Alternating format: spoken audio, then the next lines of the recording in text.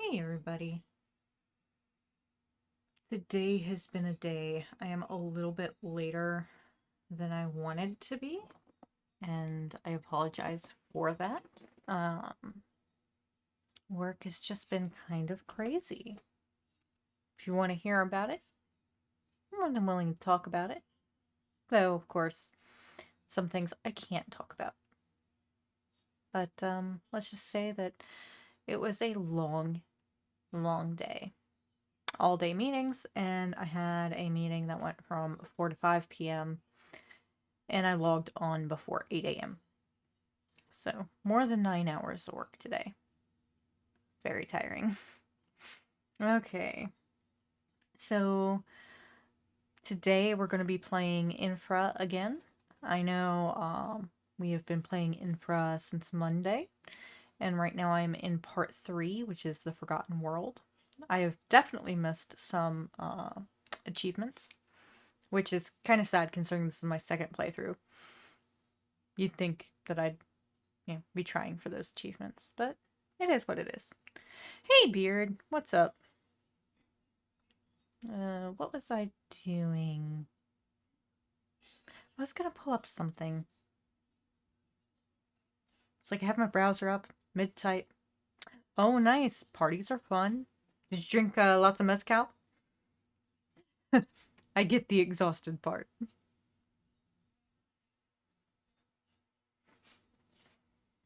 Mm.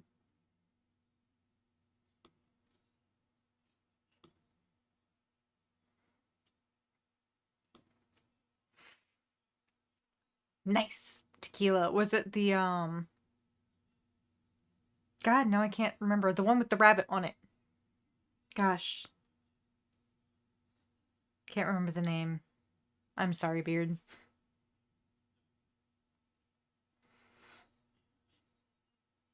Hmm. I swear, I was doing something.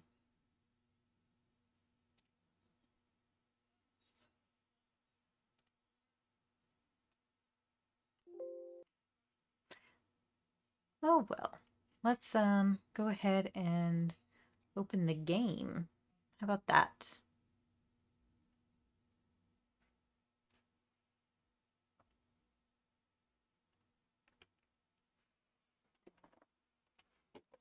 Hmm.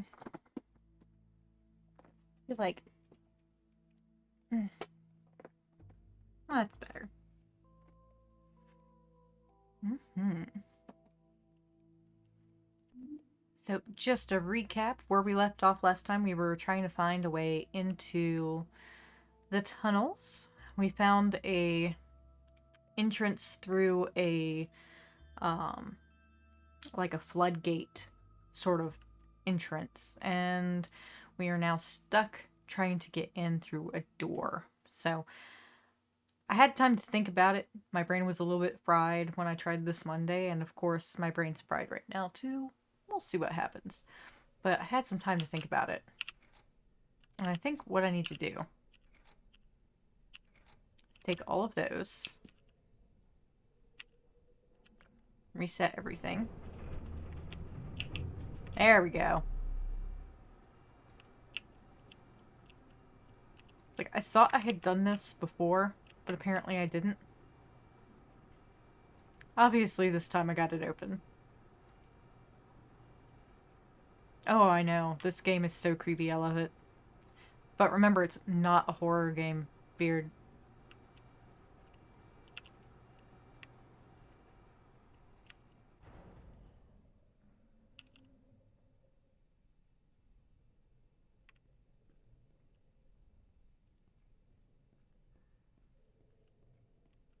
Hmm. That's partially closed. Noise area may cause hearing loss. Use proper ear protection. Is there anything in here that is camera worthy? Like that? No?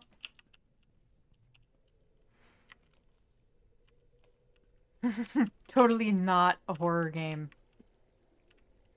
This is not creepy at all.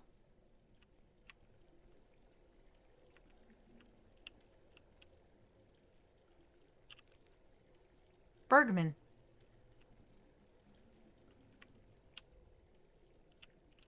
I'm pretty sure. Really? That wall is not, okay. The exit being blocked is not, okay.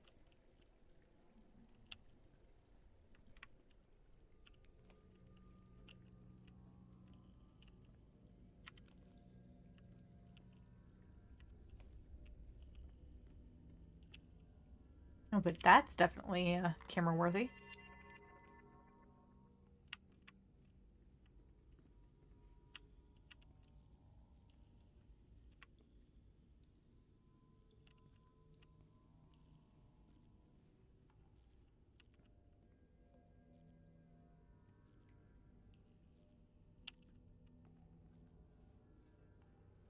If I were Mark and this was my job, I would not be happy.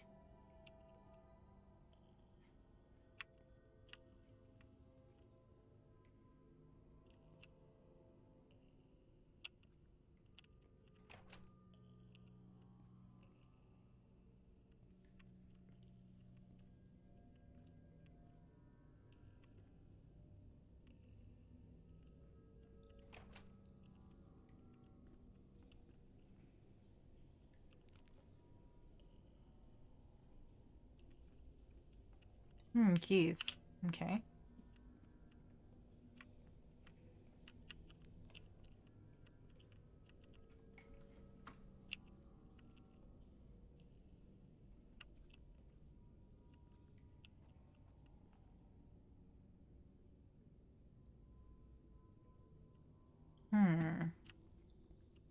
Batteries. 4 packs of camera batteries.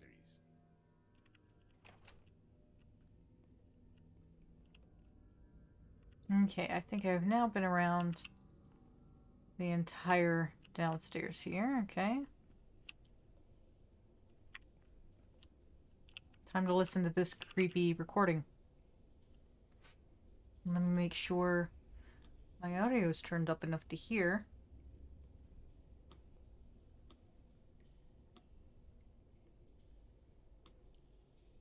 Okay. Here we go. The Bergman Group was a great company, founded by Eric Kleinman and Xander Berg. I'd say that company played a big part in rebuilding the city, but somehow Walter managed to take all the credit for that. Anyway, Xander Berg was a vital part of that company. When he disappeared, the Bergman Group started having trouble staying afloat. Ultimately, the other shareholders forced Kleinman to sell his share of the company. He became a broken man. Now Kleinman clearly needs someone to guide him. He's a great man, capable of great things. I need him, and he needs me. Hmm. More information about Eric Kleinman.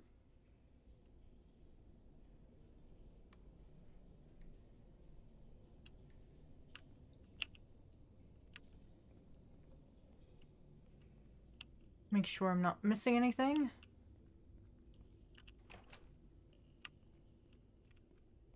Flooded.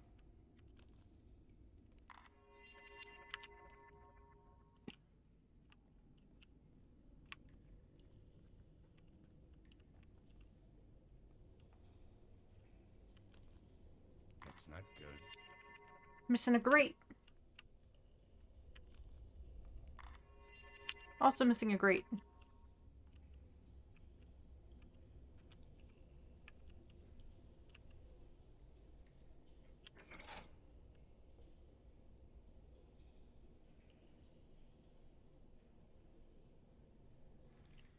Okay.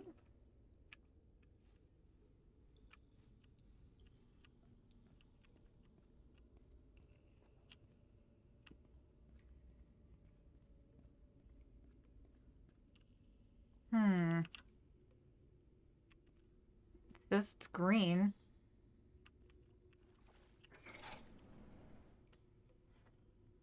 You've got it, Beard.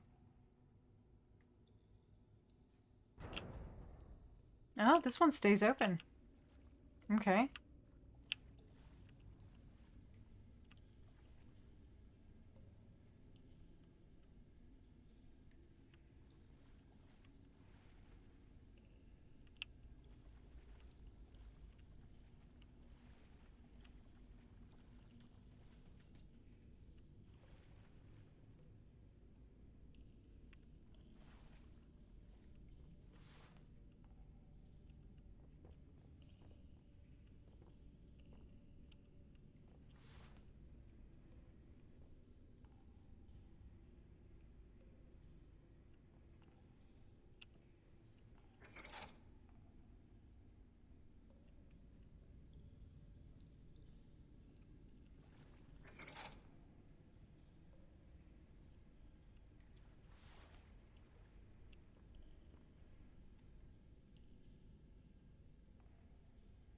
Hmm.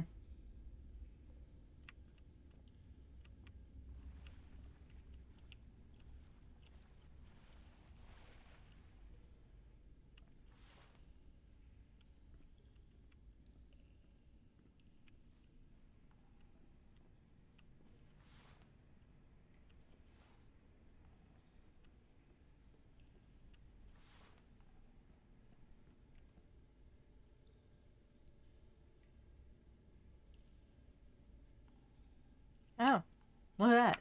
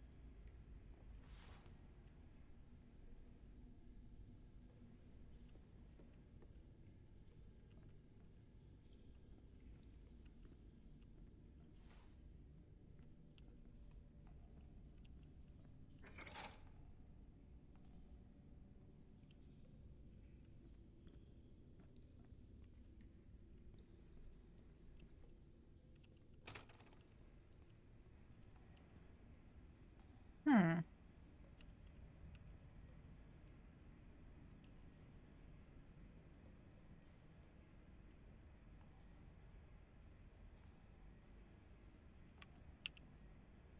You can turn off the water sensors when all of the pipes in the room are closed. So it looks like A2, A4, A1 are closed, maybe? All I need is A5, C4, B4, B5.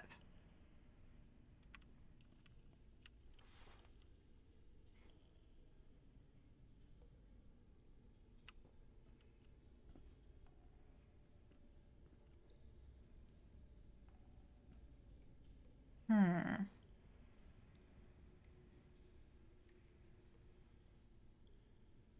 I already got that one down there.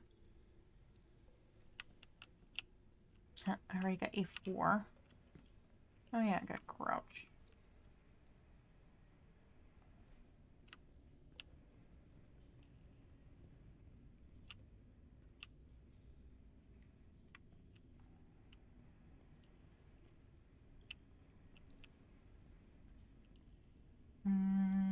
A1, okay.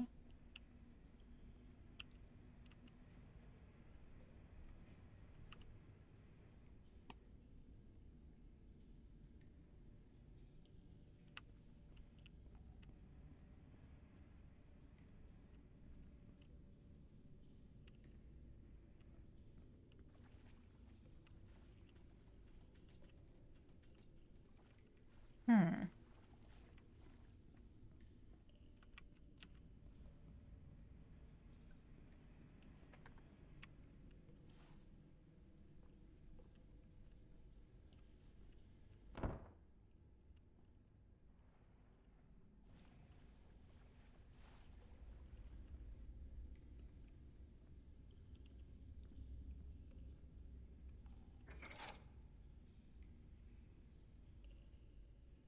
Hmm.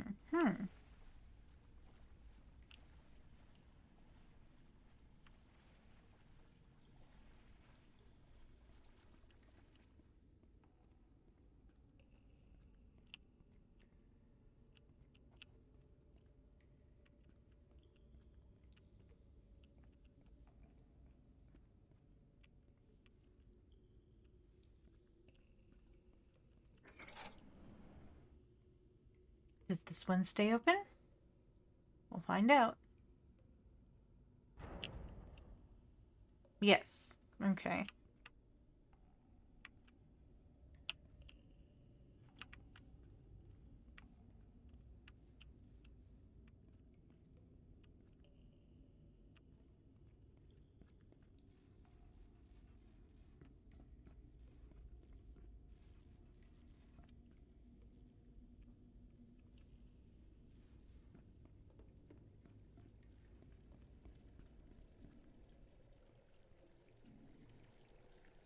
Did I miss anything up here before I go through that door? That door I can't get into. That door I can't get into. Okay, I think I've gotten everything. Oh, there's batteries. 4 packs of flashlight batteries.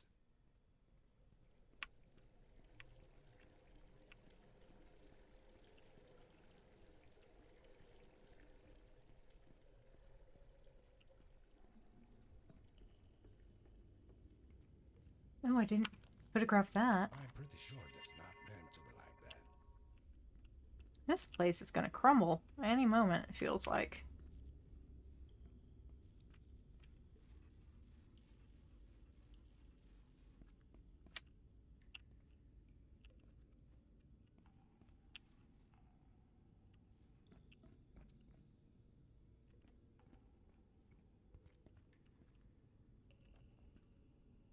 Okay. Make sure I didn't forget anything else.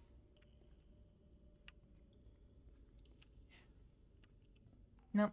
Okay.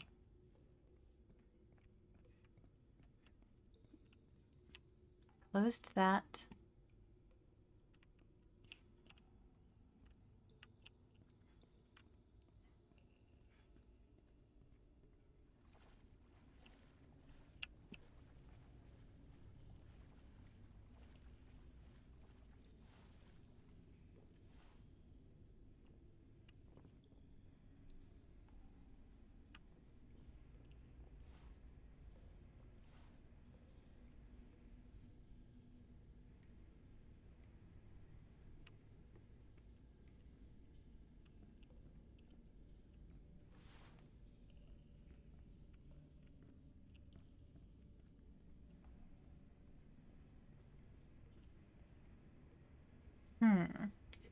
Okay.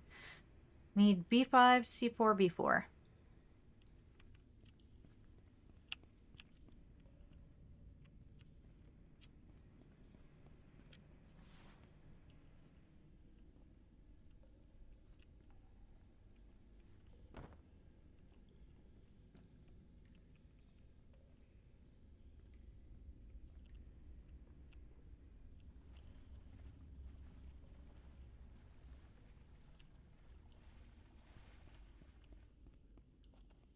I have a feeling I'm gonna need that.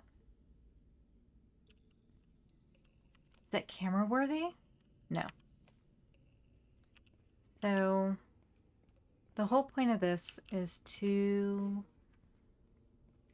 make it deeper into the tunnels. Oh, here we go. Okay. Will I need those? I don't know. Oh, flow meter's off. Okay.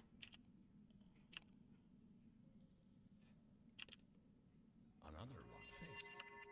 Hey, what's up, Skiz? It's been a long time, no chat.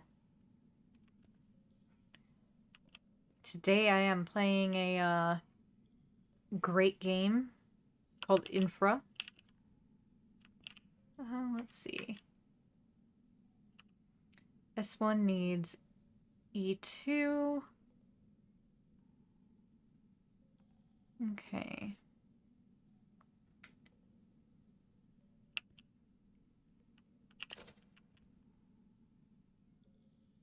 S2U needs E3.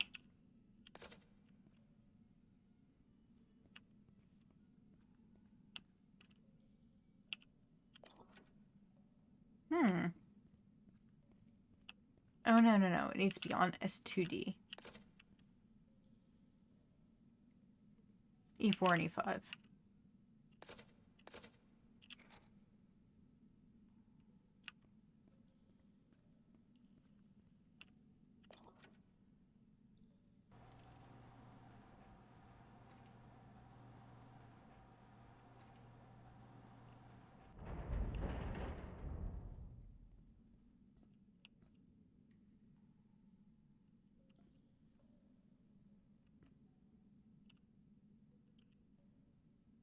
Robin, don't climb on the roof again. Okay. I gotta reload my camera. 3 packs left. So the whole point of this game, Dr. Skiz, is to photograph infrastructure failures that we see. Because we are an infrastructure engineer who is working on correcting or reporting on infrastructure issues in the city that are currently going on. So this right here is the Bergman water tunnel. It's supposed to be supplying fresh water to the city of Stahlberg. Well, supposed to. Okay. I need that. Oh, one second. There was... Was it in here? Yep.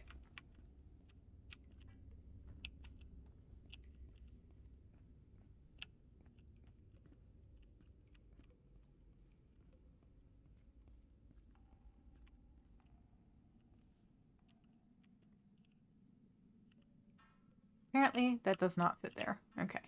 But I don't want to lose that. I think I'm going to need it. So... There was a note telling Robin not to climb on the roof.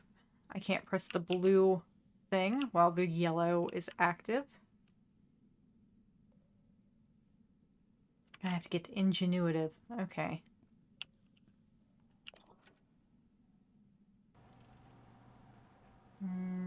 Stop. I can't stop it halfway.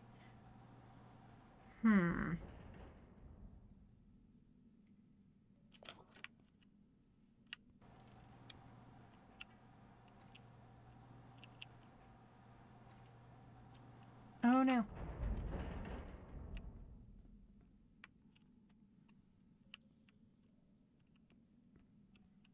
I am not sure where that thing went. So I'm going to reset.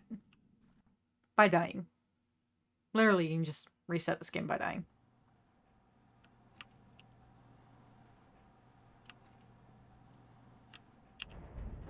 I'm going to put this over here. Because I think I'm going to need it.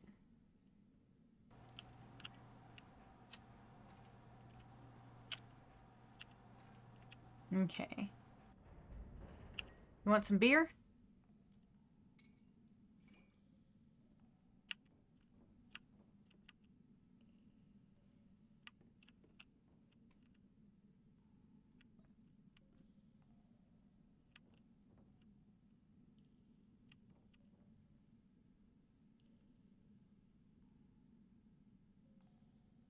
Well, I climbed on the roof. Now what?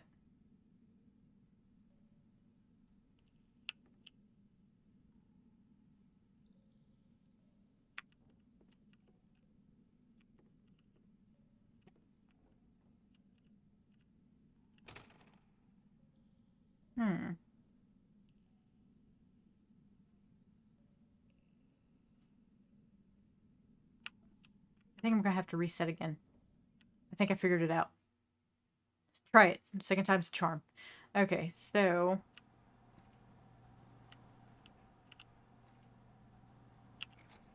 I need it to be in the blue configuration. S2U is E3. Nope, not E2, E3. And S1D is E1.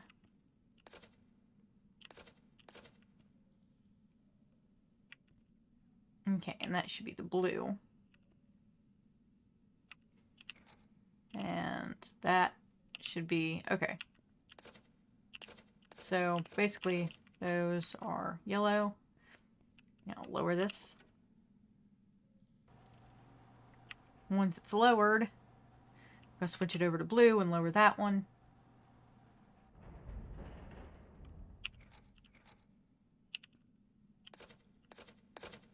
Yep.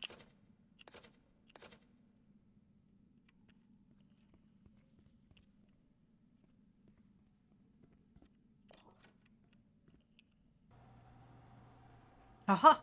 Success! Hey, Beard, welcome back. So I figured this out. At least I think I did.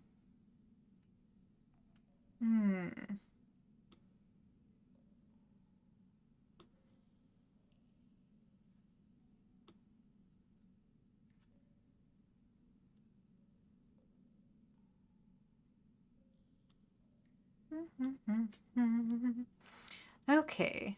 Here we go. Now I got to switch this to yellow.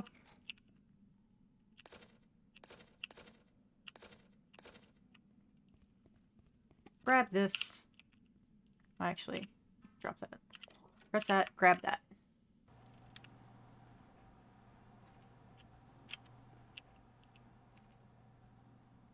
There we go.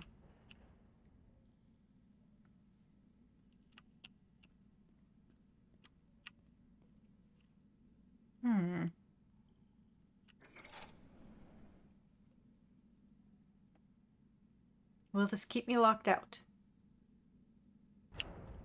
Yes. So I don't want to go there yet. I need to see if there's any other things that I can grab here.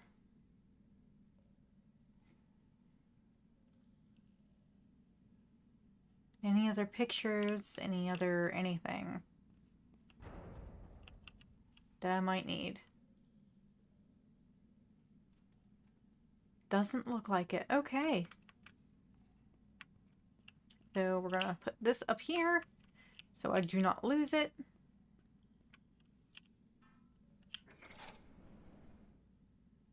I'm going to be locked in once I go through this door.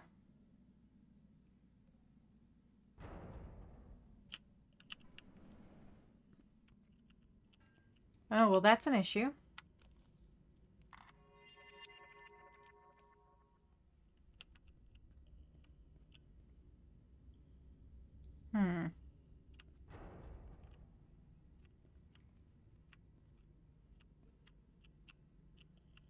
That's stuck. That's an issue. Oh, really? I can't say that's an issue? It's totally an issue, though.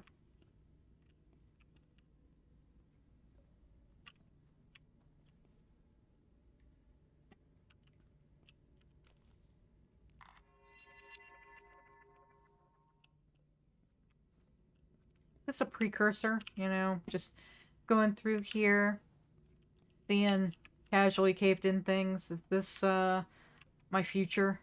Am I gonna be in a cave-in?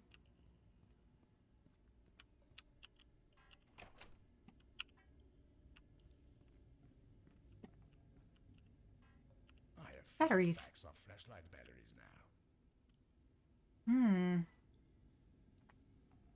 This person was gonna retire. Look, fix floodgates later. They were like, nope, fuck that noise. Drinking and then retirement. Milk, bread, beer, pontica. So all you need is milk, bread, and alcohol. Remember to feed the cat.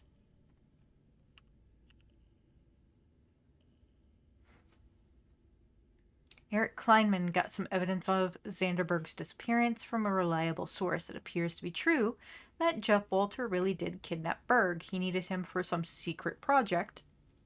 Mayor Altmaier either didn't know anything about it or he was lying, but the governor might know something because he supported Walter's secret project before Walter disappeared.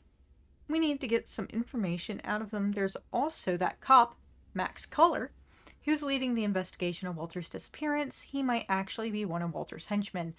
If that's true, he probably knows where he's hiding. Hartman.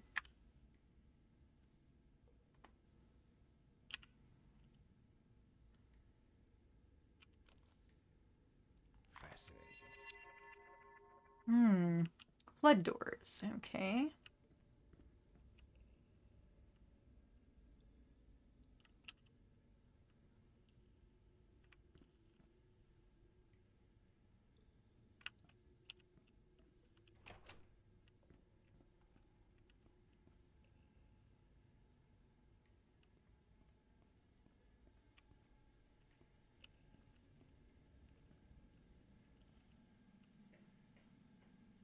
One of the most disconcerting things about this is going downstairs. It looks really weird.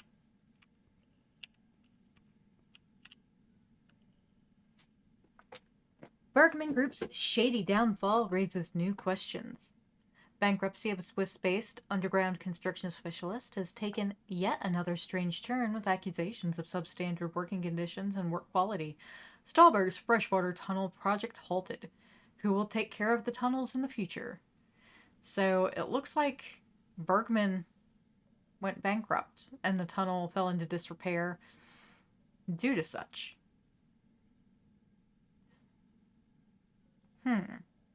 So not only did the dam go out of business, which was Hartman's group, the tunnel went out of business, which was Bergman's group.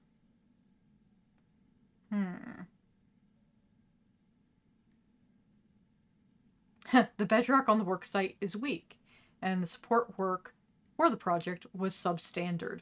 Well, that sounds just like American infrastructure building right there, folks. Fuck all the issues. Do it anyways. Speaking of which, there is a great issue / article. If you have not read about it, it's like one of the largest corporate ecological disasters that is out there that most people probably haven't heard of. It's in Louisiana. So in Louisiana, there's this huge like salt bubble caves. I don't remember exactly what they're called, but basically they were formed during like the Paleozoic or something era, where everything was like coming out of the ocean and was leaving large holes. And in the middle of a bayou down there, there is a issue where they were storing oil, like crude oil, in one of these large salt bubbles, which is a common practice. But a drilling issue happened where they were expanding the salt bubble containment area. They thought the pressure was good enough to hold, even though it was not within reasonable bounds, but the engineers thought that it could take it. So they drilled into another chamber and started pumping oil into that chamber as a secondary storage area. And the containment collapsed. Like the salt bubble started to collapse. And the bayou started to form a giant sinkhole. And now it just like every so often bubbles up gas and crude oil into the environment, and large swaths of this swamp are being sucked into a large underground cavern full of oil, crude oil. So, lovely. Basically, there's like 380 something people in this one area of Louisiana who have been displaced from their homes for the past, like, I want to say 8 to 10 years. That's American infrastructure for you. In a nutshell.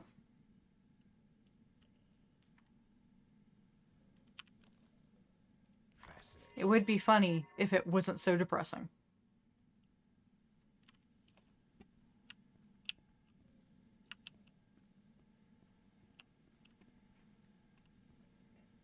Right? First world problems. Like, what the fuck? Corporate greed just trumps everything. Beard, you know how it is. Money over people. Which is the stupidest thing ever.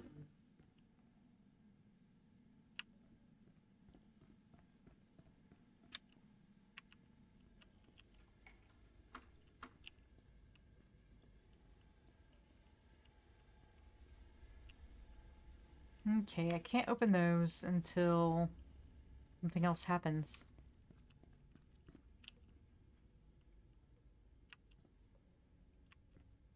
Okay. That one is D5. Okay.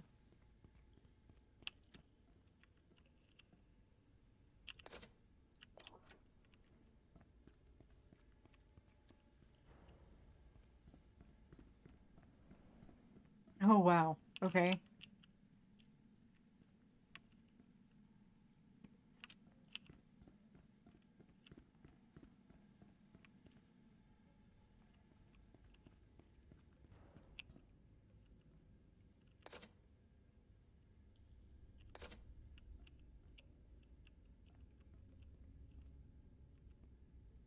D1. You don't need D1, do I? What is this one? D4. Okay, let's open D4.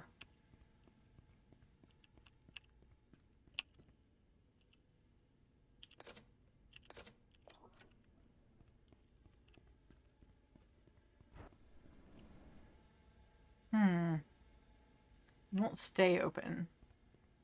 So I am going to take this just in case I need it.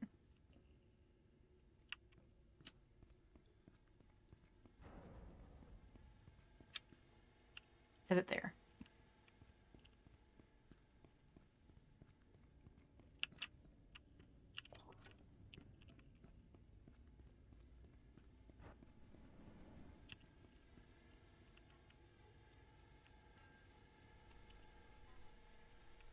Okay.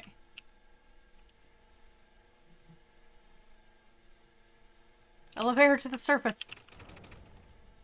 I can't get out.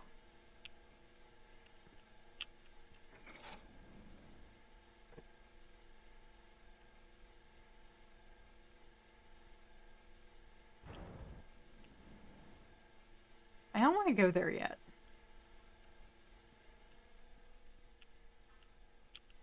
Shit. I've locked myself in.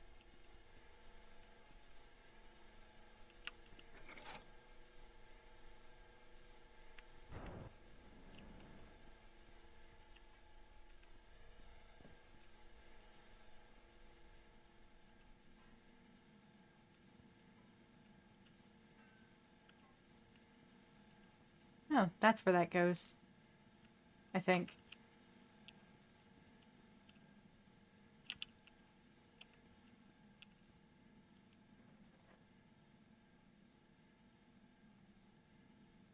Hmm.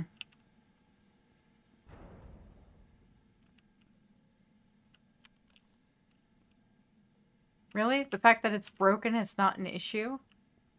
Okay.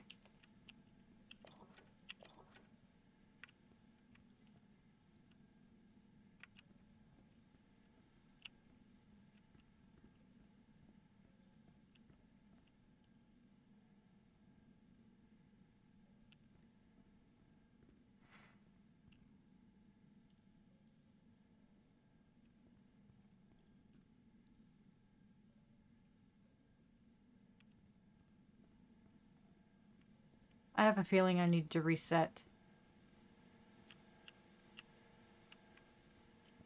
Let's reset. Actually,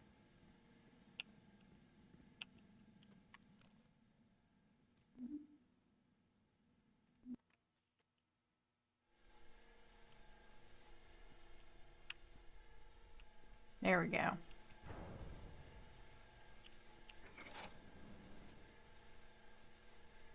It is labeled broken, you're right, so I guess it's not an issue even though it's an issue. I don't know where to put this valve. So, will it go there? No. I need to reset again then. Apparently I just can't go back up to the surface.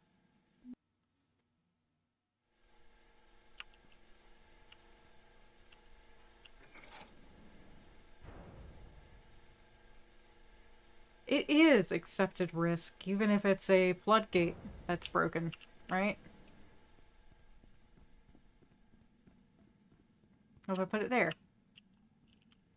I guess it doesn't matter where I put it, because no matter where I put it, it won't let me turn it.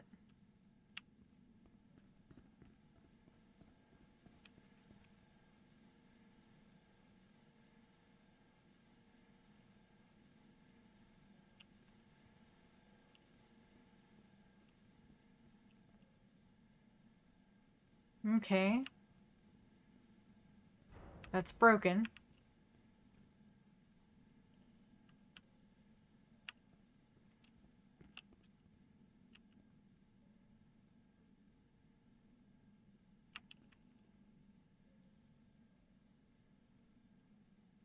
So there are some things that I am just not sure about, Beard. If I press a button here, I think something's gonna happen.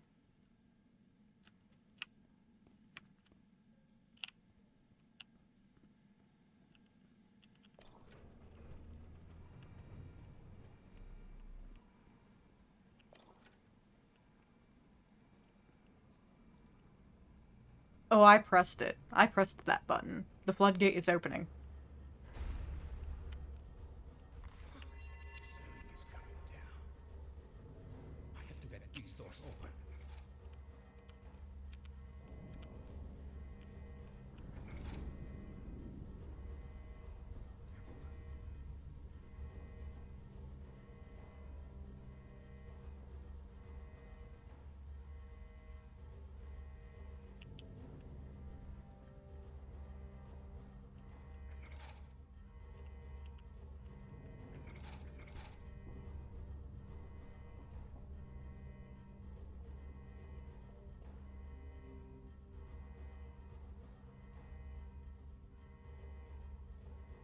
Okay, now what? Wait. But I don't want to wait.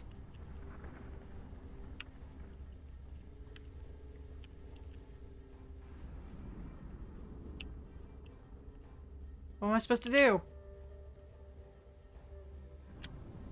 It just says wait. It just says wait.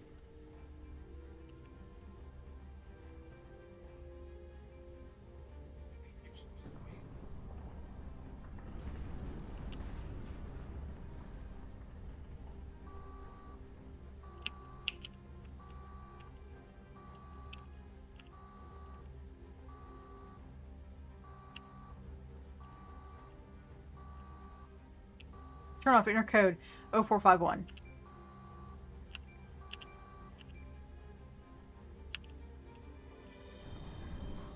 That was way too. Oh, holy shit. Okay.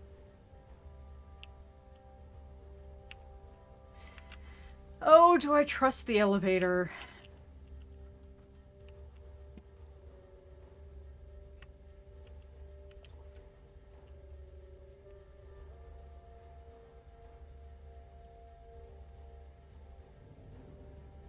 I don't know if I trust this elevator.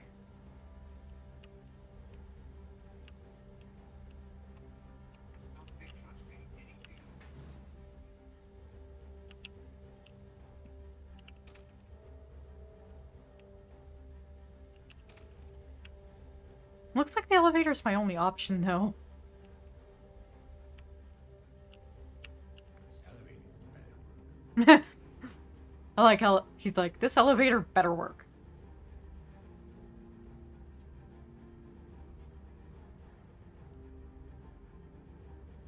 Also, if anybody is on my stream and wants to join in voice, you are more than welcome to join in voice. Shouldn't have jinxed it.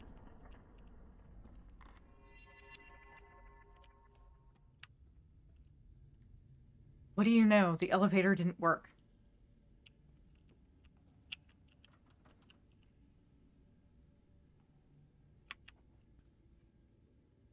There's light. We're at the surface.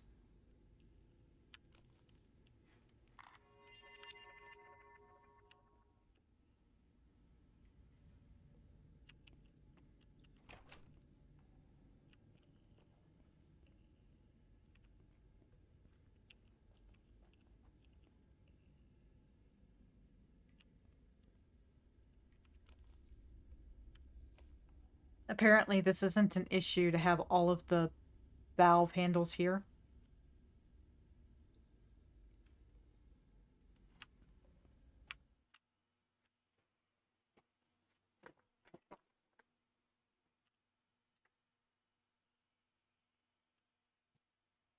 And if you don't know where to hop in voice at, there should be a Discord link down below somewhere. I can actually post it as well. Give me just a moment.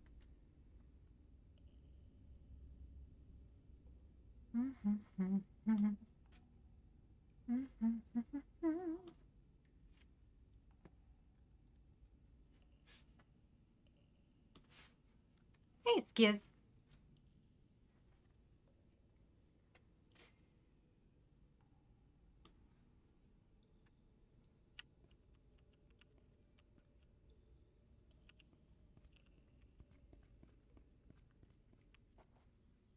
Oh my god, fresh air.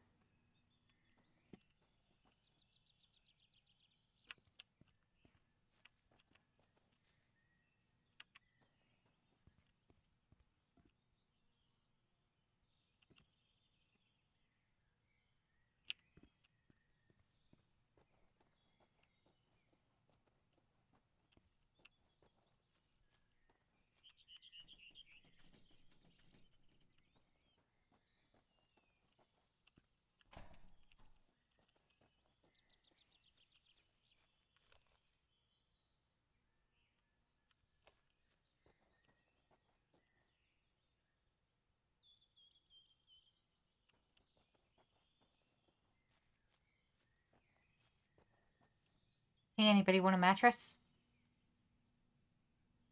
Free of charge.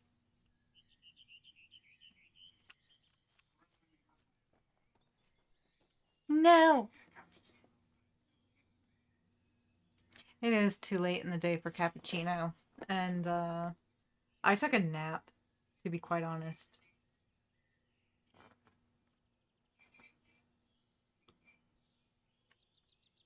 Hey, Skiz, I can hear you, but barely. Give me just a second and I will turn you up in, Discord.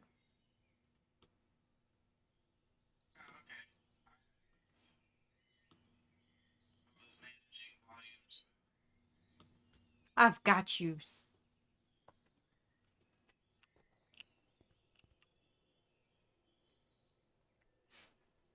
I have a feeling I need a handle. There's a bunch back there, but I don't know if I can get back to them.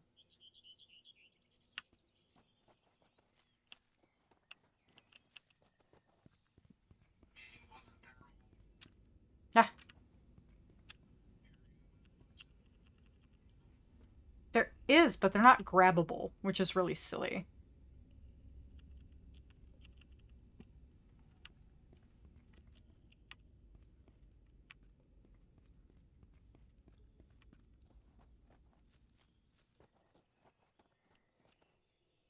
I guess it needs to be a blue handle.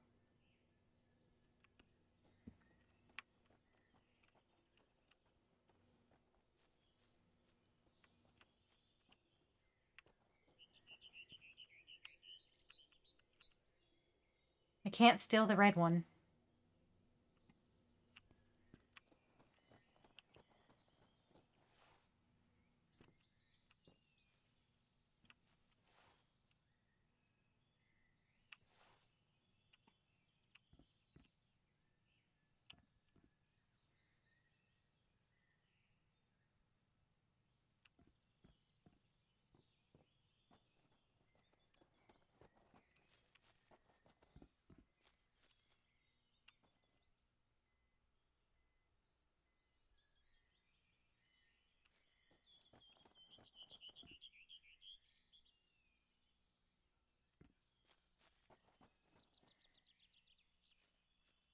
One day.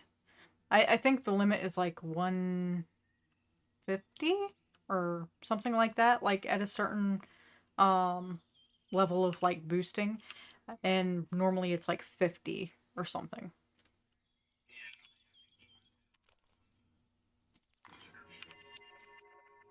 Right?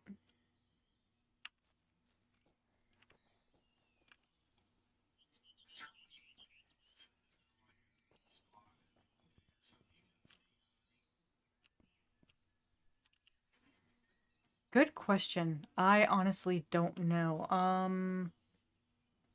Hmm.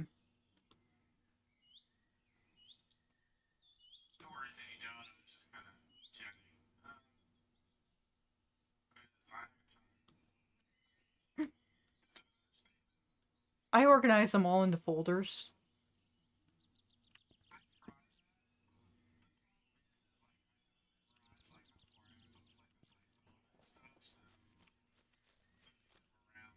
Hmm.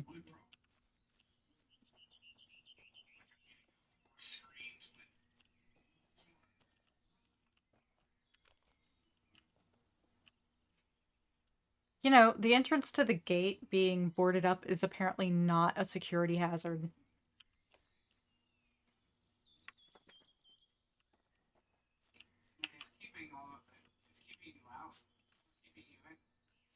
True.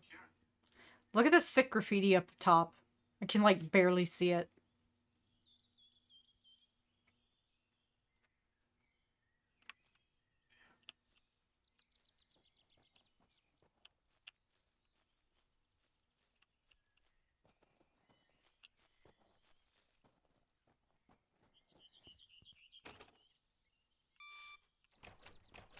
Yes, I picked up a pink card on the ground and just used it to enter right beside the door.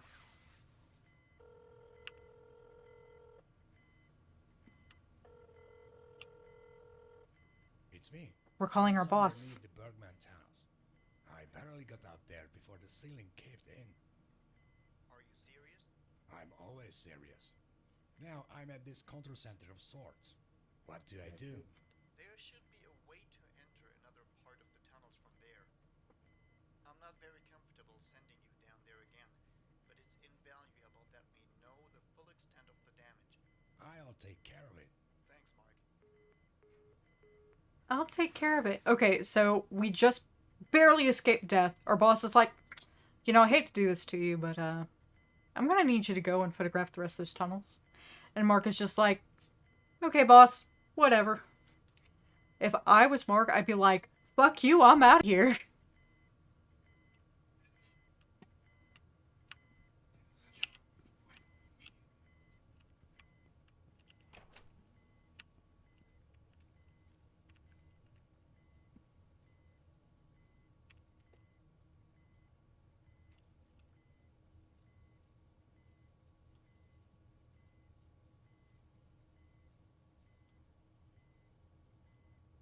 Kind of infuriating.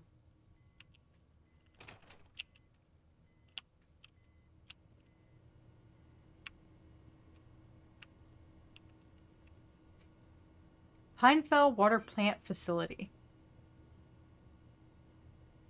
Do not use the elevator.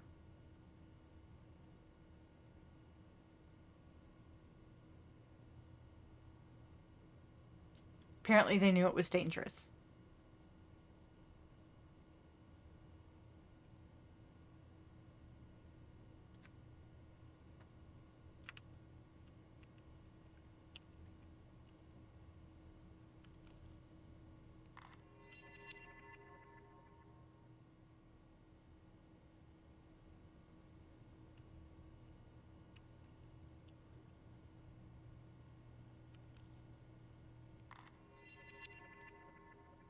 You know, there's nothing wrong with rebar showing through concrete, right?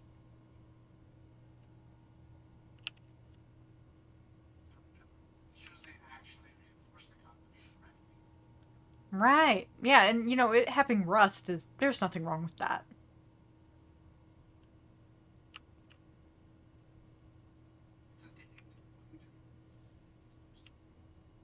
True.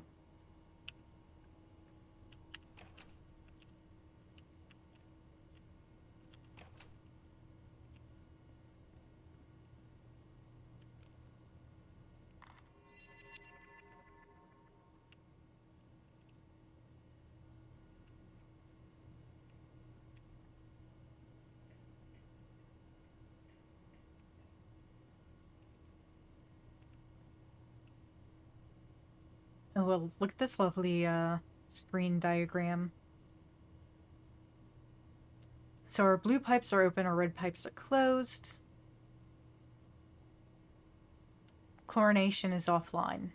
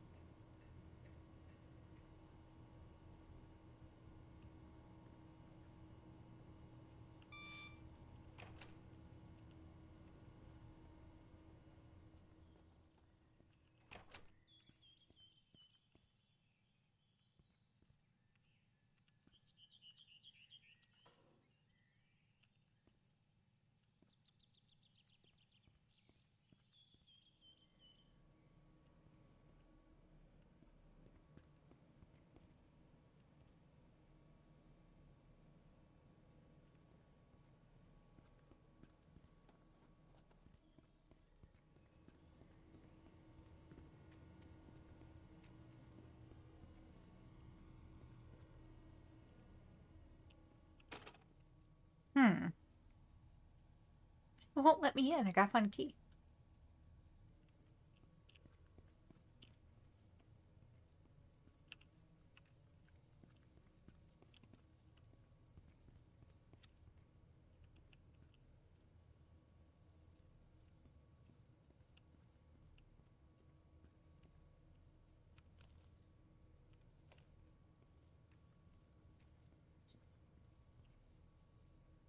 Right? Considering everything else is like really piss poor, shoddy craftsmanship.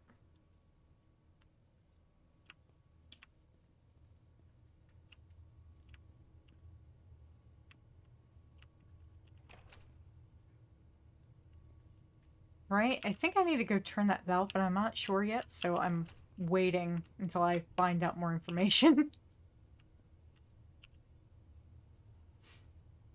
The radioactive hamburger. Kebab hamburger. Aziz's hamburger and kebab.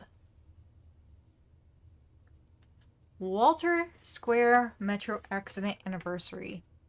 Today marks the 30th anniversary of the infamous Walter Square Metro accident. Justice for the Metro Victims Civic Group has stated that they will hold a memorial service at the Stahlberg Central Railway Station today, starting at 12 p.m. Some of the victims' relatives stated disgust at Public Transportation Workers Union plans to protest at the same place at the same time. The PWU reminded that the Metro workers also had relatives in the accident, and their cause with justice for the Metro victims is united. Walter Square Metro accident happened on the 8th of August, 1986, when one Metro train was accidentally routed to an old and unused portion of the Metro network near Walter Square. The vibrations caused by the train collapsed the old tunnel on top of the train. Total of 86 passengers went missing and presumed dead. None of the bodies were ever dug up, as authorities claimed the rescue mission would have been too difficult and dangerous. Many of the victims' relatives believe that not all has been revealed about the incident. There are many theories about what really happened to that metro and its passengers, but as of today, the truth remains mystery. Yeah, it looks like metro workers are also protesting. So, yeah. Walkout at 2 p.m., lasts for the rest of the day. Protest expected to cause severe interruptions with the metro traffic on the City Loop line and possibly on other lines as well. This walkout is the latest event in the public transporter workers' fight for better welfare. The PWU has also stated that the main reason for today's protest at the Central Railway Station is the worrying condition of the metro tunnels. Many of the tunnels are in such bad shape that a major collapse could happen at any given moment. The PWU spokesperson Lars Hindel said last week a maintenance worker died from injuries sustained when repairing metro tunnel near Altrig Square. Two others had minor injuries. So, again, art mimics reality. This is actually an issue in a lot of major cities.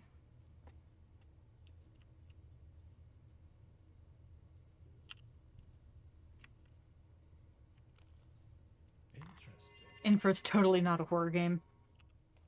You know, there's nothing horrifying about infrastructure collapse at all. No. Speaking of infrastructure collapse, did y'all hear about the bridge that collapsed? I think it was a month and a half ago, 2 months ago in PA. Yeah, a bridge over like a ravine and river in a park.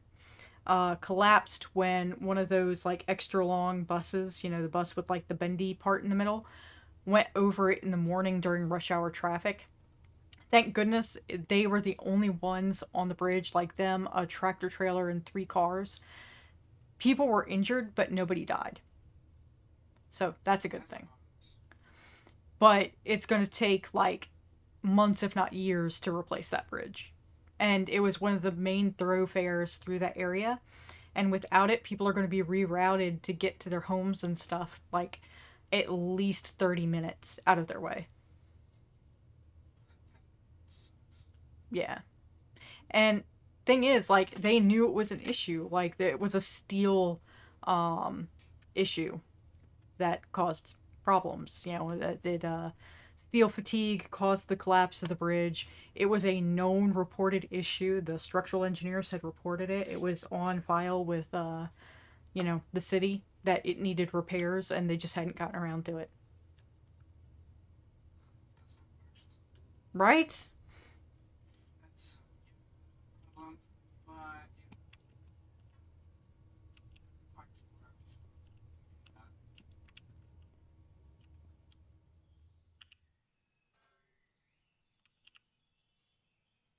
Why would we do work? Gosh, Beard. Hey, Dead Cat. If you want to come and join us in voice chat too, you can. We're over in my server. Marco, my friends at the lab finally gave me the results of your sample. The large amounts of metal in the water go past the limits for drinking water by more than tenfold. Bacteria levels are also well above standards. I'm guessing it has something to do with the new mine. Don't tell anyone or we'll lose our jobs. So, yeah, we're going to lose our jobs if we speak up about the poor condition of the water.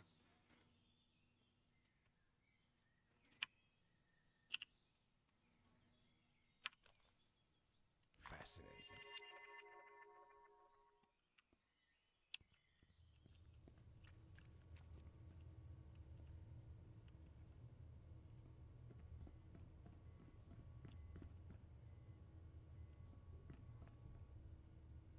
Hi, Tit Cat.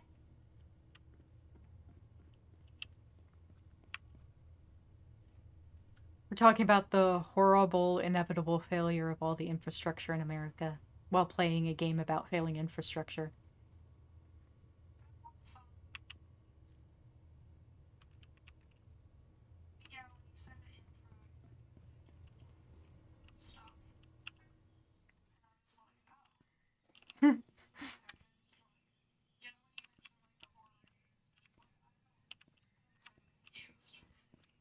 Right. It's like, no.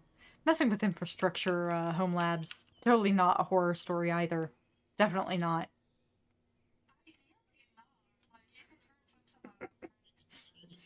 Right, but I mean, it does happen.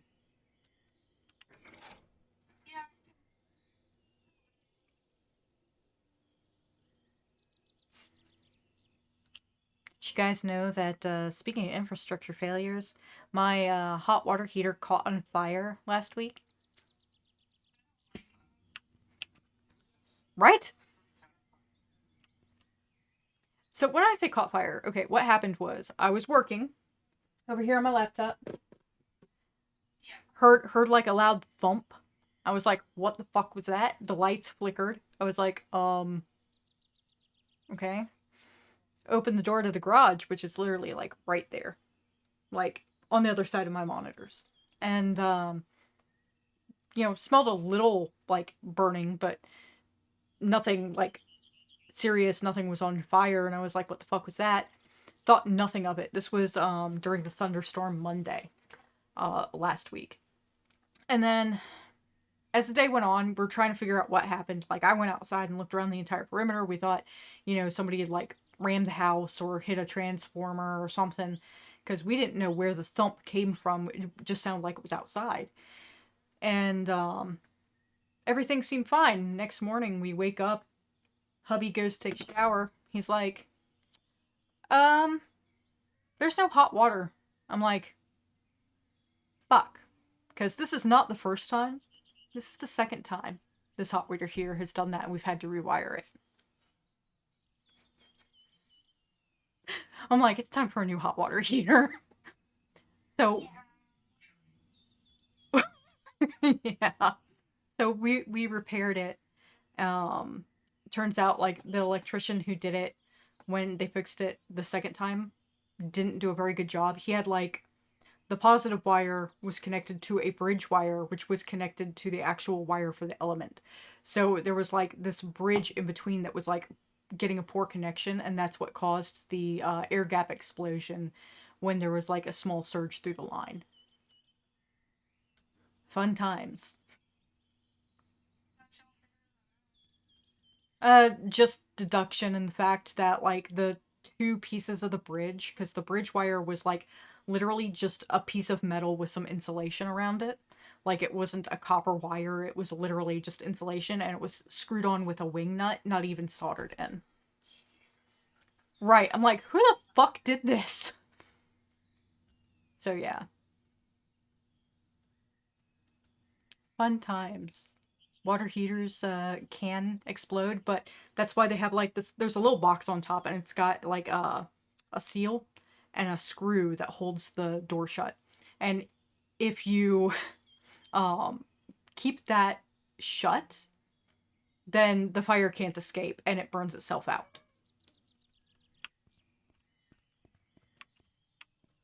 That's definitely a good safety feature. Right. I don't have a key for this either. I'm gonna have to find keys.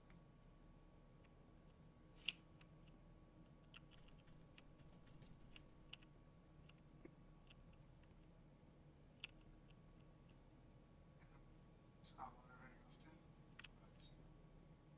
it's my money at least. So they had a pipe, we had a UV filter, and it's leaking, and the water was spraying onto I don't even know what you call it in English. It's the regulator for the gas. So the Oh gas is yeah. regulated, and the pipe will make a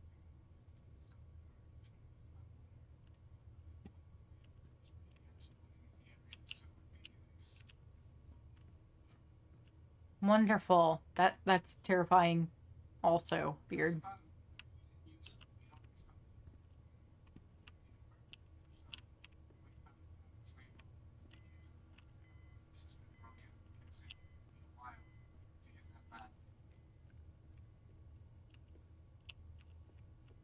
That's true. Like this wire, it obviously was an issue for a while before it died.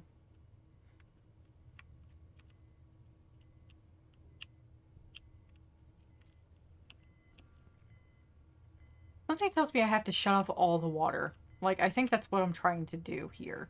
Because when I turned that blue pipe, now that you know, X is blue right there. Um it was green before. So I'm guessing our goal is to turn off all the water.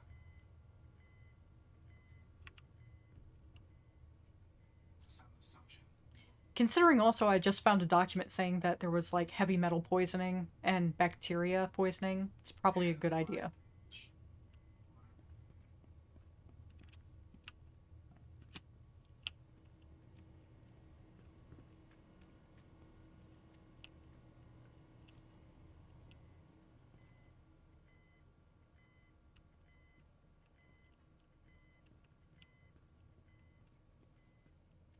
I have to find where this one goes now.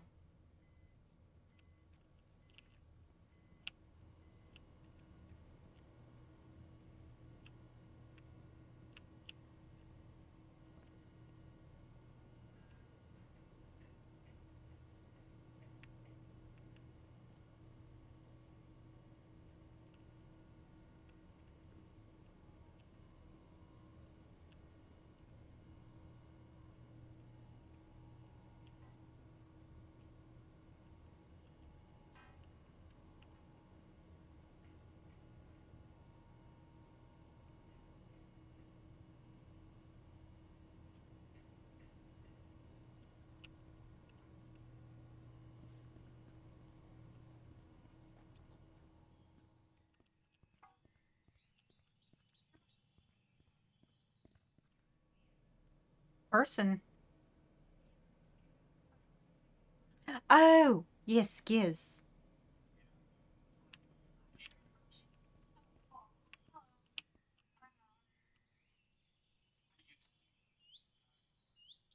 Yeah. Skiz is a long-time viewer over there, and, yeah. It's been a while since I've seen him, because we haven't streamed in a while. Yeah, I think I missed one or two because it was just kind of I just was being grumpy. Some of them are grumpy in life. Right. Well, I am still grumpy, but for other reasons, like work. Yeah, that's okay. Just have two things done for tomorrow morning meeting, and Oh I'm no. just gonna do it like the 15 minutes before the meeting because I don't care enough. Well, what is it that you have to do? I have to inform the engineers and developers about the presentation of the internal test plan, how we're going to do it, how we're going to take things in CI, and all the automations. Oh, that's easy. That can be bullshitted. Exactly.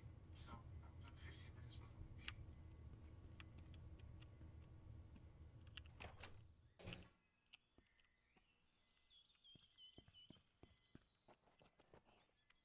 My issues with work today is I went through the entire day, dealt with my teams saying, oh, well, we have a really bad work life balance right now because of the work that we're doing and we need to meet schedule. And they don't realize it's a pull system, so they're the ones setting the dates for themselves and fucking themselves over. And I keep telling them this, but it is what it is.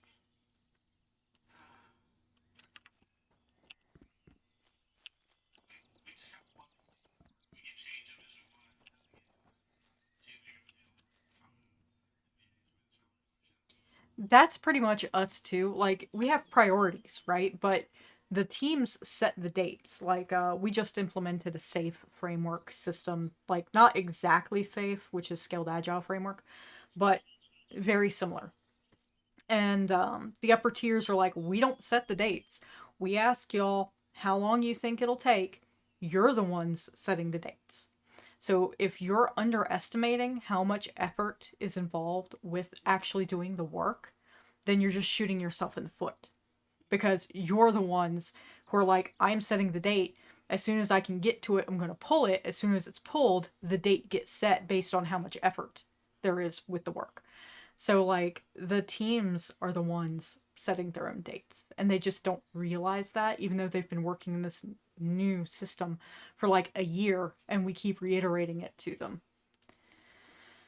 I don't know.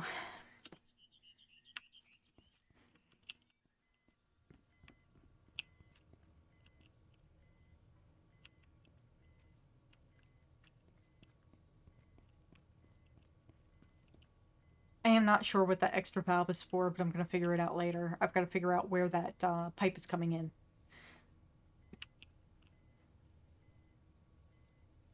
time you put something else with press by the cable management and everything else is still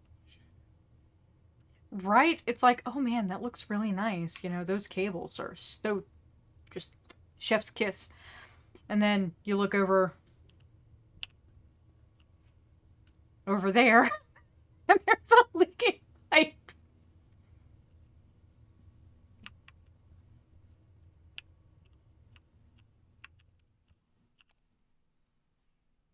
The lights work.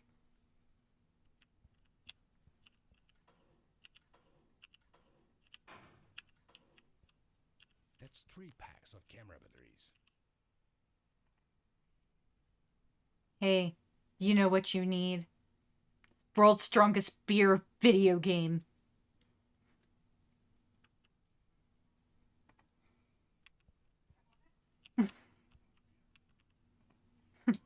Right there on stream, the video game of Osmo Elite, world's strongest beer. You know what you need.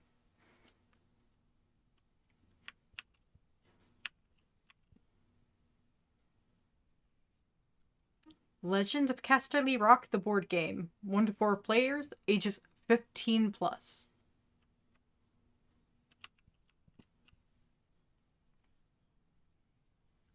Triple, continue, new game, choose level. They have an Angry Bird on their thing as well.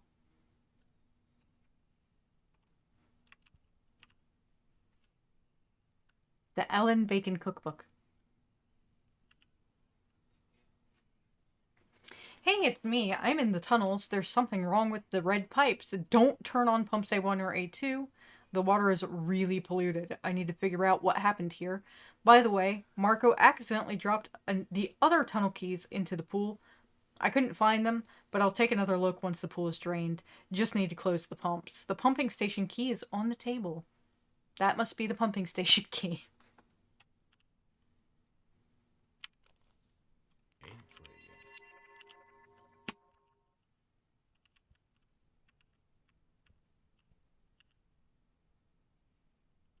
I can sit at this terminal. There's an open and close button. I bet you this is how I close that pipe.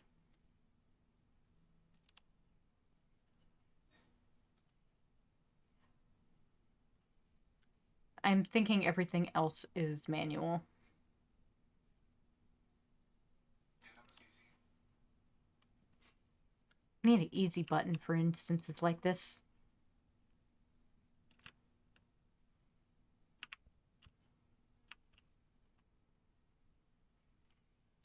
Mahismato? 2?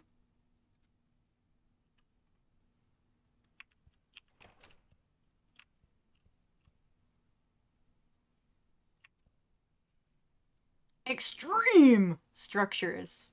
Ultimate engineering and modern skyscrapers. And engineering theory. Infrastructure.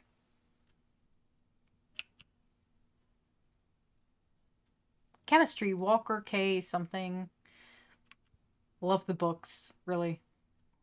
Since I Yeah. They didn't bother reskinning them.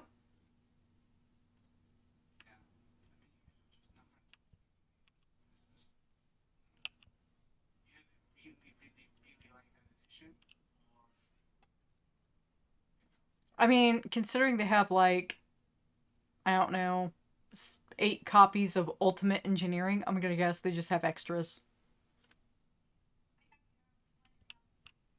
Bye, ticket!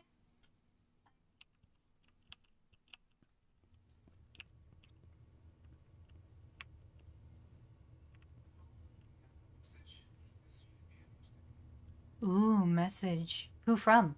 Well, you don't have to tell me. So instead of doing my best plans, we're meeting tomorrow to go to the moon, sort out That's 6 packs of flashlight batteries. most of the house and stuff, and I broke every single one of them and posted it on the internet and streamed it. That's great. So principles. So I showed up there like, hey, we wrote all of these books. That's what we're gonna do. He's cleaning. It's like the rules for the house. You can't meet with everything. So beforehand, so we can prepare for it. So we have your staff on standby for cleaning. We have everything prepared. You can't build events there. You have to let us know how many people. There's no pets. Normal stuff. Right. Set up. Is how many people because water, Right. Electricity, water.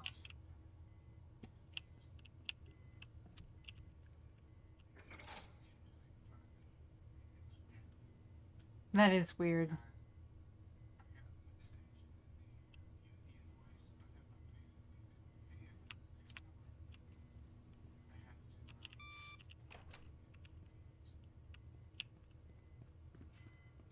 That's just so rude.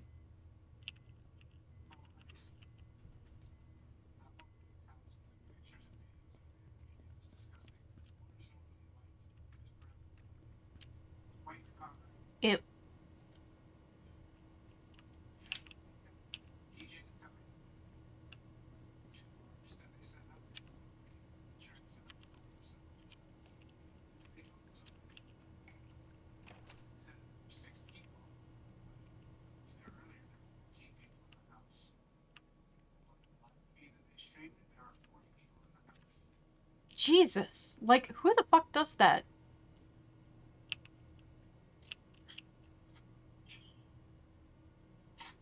People taking advantage. It's fine.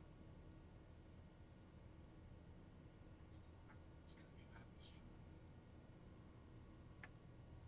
Right. They're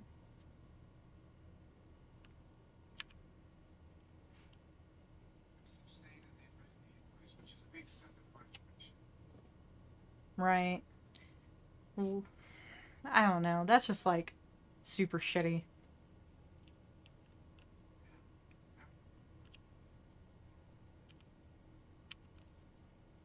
For transportation, we didn't take it.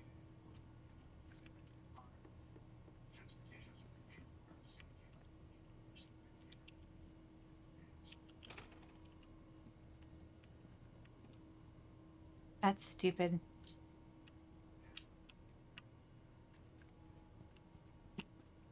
fact, they told us privately it's not a problem.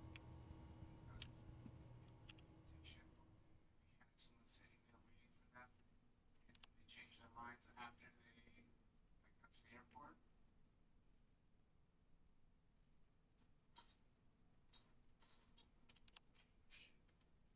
Hmm.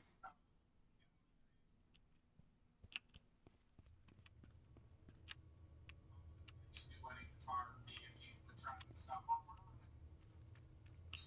And then you go on like Facebook and they're search your family, oh, they want more photos, and this and that. You know, and then trying to squeeze you to get their money, all their money back on, like,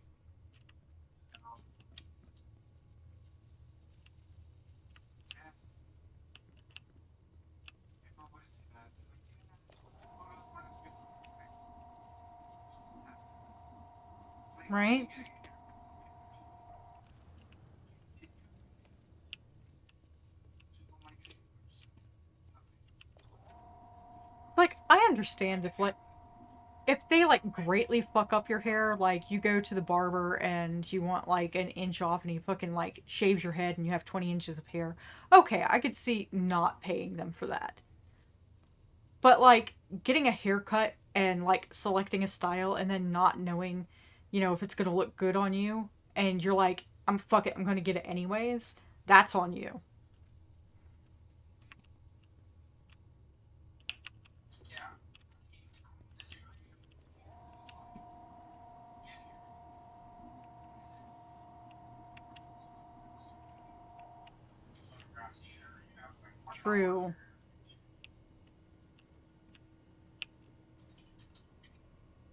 but yeah. See like people take advantage, like that kind of stuff all the time. They really do.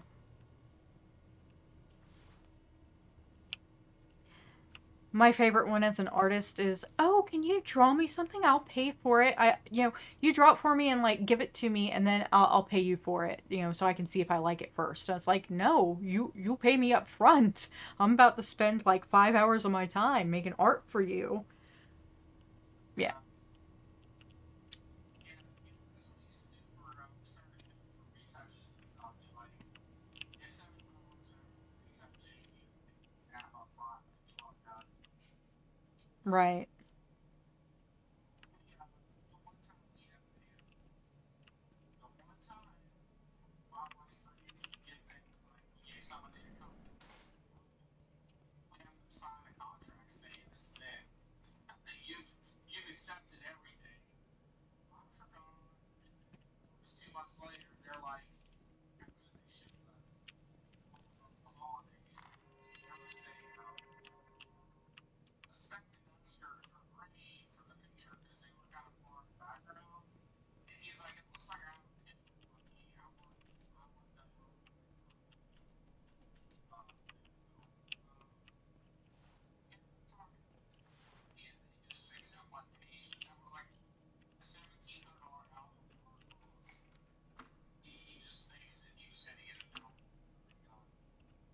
That's stupid.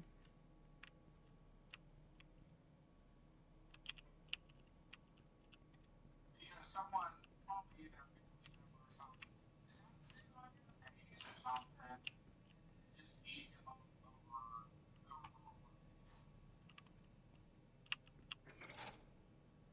holidays.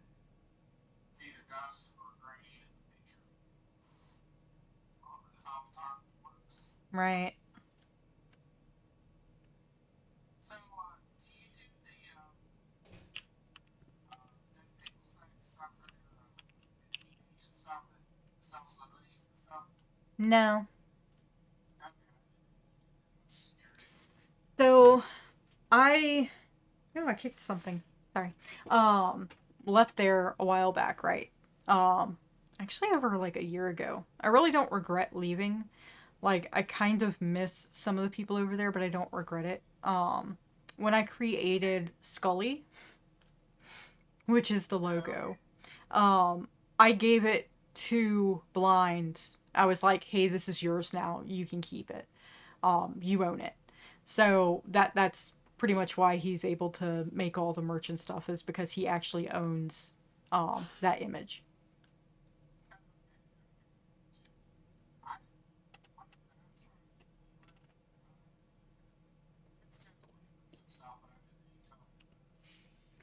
Yeah, there was like not to go into it or betray trust, but there was a huge issue between two friends of mine, both of which were like in the inner circle of people in DPS, the people who ran it basically and had been there forever. And I had a difference of opinion with one of the three owners. It was Blind, myself, and Understudy. Um, I had a bit of a difference of opinion with Understudy, and I was like, hey, I'm stepping away. um this conflict came up in that inner sanctum area, and I was like, you know what, I'm gonna walk away. you know Let me know when this person that I have an issue with no longer has the influence that they do, and I'll come back. And to be honest, like, I just don't really miss it. Like, I love what they do with helping people out. um I Yeah. love the message of learning and everything and growth, but sometimes it feels very hard to be over there with that person there, so that's really why I left. Gotcha. There's a Discords because it does get draining on like the toxic attitudes of people. Like randomly people stop by and start crap and then leave it, and you're just like, really, So yeah, no, it does. It's the same thing over and over for some stuff like here. Showing people things like I know about Pac 5 a lot, Right. and like just people expect the world out of something. Like, this isn't some $40 million company that has like damn 14 people on their damn team for this piece of hardware that can pump out all this stuff and be almost perfect every time they make a release. Like, you just don't realize how this works. The hardest part of all of it is just communicating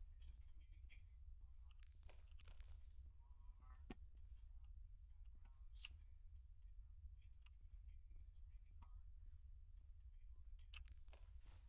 Five packs of batteries left. It's called it's nonviolent communication. It's like the facets of nonviolent communication, and it's absolutely amazing. It talks about how you lead with empathy to try to understand and respect the person that's speaking to you first, and it's amazing. Like the company that I work for, it's literally and we don't have any problems with communication. Right, that And sounds kind of like crucial conversations, because that's about like talks about leading with heart, listening to other people's stories, and like there's a whole slew of things. see, I'm a very private person.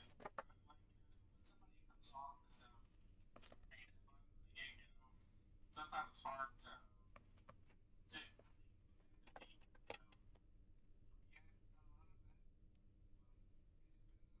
of that. There's a bunch of things that you can do, like just thought experiments where you ask a question, how do you feel about this image? Like, for example, the picture of a bridge. The words that you use to describe it explain how language, your native language, affects the way that you describe things, and the way that you were brought up and the culture that you were raised in helps form the ways that you look at things. For True. example, part of the thought experiment in a picture of a bridge in Florence, Italy, you have people from all over the world describe it. People typically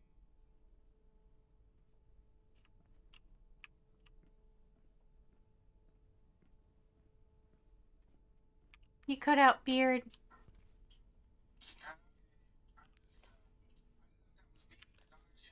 Well, that's gonna be expensive. don't like Discord at all, so I can listen. It's just I use something with a mic. It keeps kind of getting crazy. Oh, it's Razer.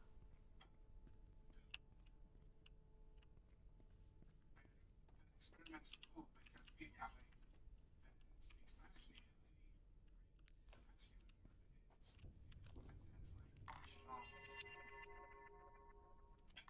You can be simple in Spanish. I mean, most things are feminine. Yeah, so it's there's little things like that, and then like the way that you describe like community versus individualism. It's very cultural, and seeing those divisions helps you understand how people approach things. For example, people from Eastern Europe typically are very direct when they communicate. Sure. It's just how they are. It's how they're brought up, and they don't waste time with a bunch of things, as opposed to like other cultures like in the West where we try to create people friendly. All right, fair enough. It's true, and everybody has like a preferred communication style. Like some people are more direct and some people are less direct. Like it's not even just a cultural thing, it's also like a generational thing too. Some people are Yeah, much more curt and direct in their communications. so I'm gonna share the picture of the book in Discord. Hell And yeah. honestly, amazing. I will definitely read it because like it sounds a lot like Crucial Conversations, but like more targeted towards dealing with my more diverse people. Like this one is targeted towards like how to de-escalate a situation and talk about things without emotions really like clouding how you talk about them.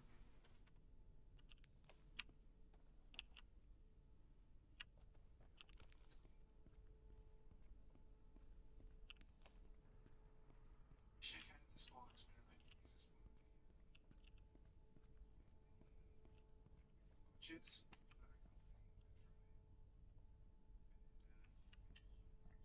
I was like, huh, I guess I'm more Brazilian than I am, which is really funny to me.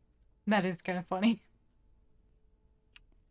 It kind of fits, they didn't have anyone else from like Latin America or Central America on there, so yeah. When you're a really small company, you're like around 700 people, so we're in the United States, so we don't have too much of a. I mean, we did have some cultural diversity, but most of us kind of similar in our demeanor and how we communicate. It's not the company I currently work for. It's not like we're a multinational company and I have to talk to 4 different countries every day, and it's a little different everywhere I talk. Right. Whereas like the company I work for is a defense contractor, so like everybody is very um government. Not really proper, just very government. Okay, I haven't worked in that space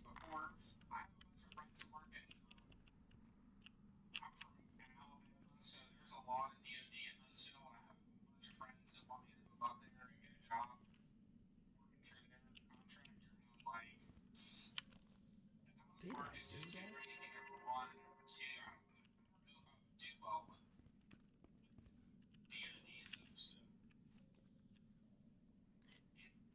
it's its own kind of hard to describe. Sink or swim in it, really. Yeah, Your other company should pay me it's for the this. last company I worked for. A lot of the people that worked there were ex-military, and it was very militant and so, like it was somewhat toxic because like if That's you're six a packs of manager, flashlight batteries. if you accidentally went on yellow on Teams, you would get a message from him. Why did you step away from me? You're here. Why is it this? And just Ew. yeah, it was yeah, it was kind of toxic. And you know, I kind of ended up staying there for about a year, around a year. And I just yeah, it was very military run because like my manager was a former ranger. Team's manager was in the reserves. The 2 VP was a 23-year Army vet. I mean, just like, and like that never left them. You know, they were jovial, outside just chatting. I'm like, okay, now you don't want to have to talk to because it was going to be a bad day. See, like the thing with that is I work for a place with a lot of like ex-military people, but all of the managers go through like extensive like training when they come in. Like they're not perfect. There's still some toxicity. But but they're not like that. Like if you go yellow on Teams, they're like or well, we have what is it, Jabber. We use Cisco. Um they're like, oh, whatever. It's all good. I don't care. I don't need to know. They don't care when you come in. They don't care when you leave, as long as you get your work done and it's properly recorded on your timesheet. Yeah, this was like toxic. Like the one guy they hired, the first day, he had issues getting his badge issued on the first day.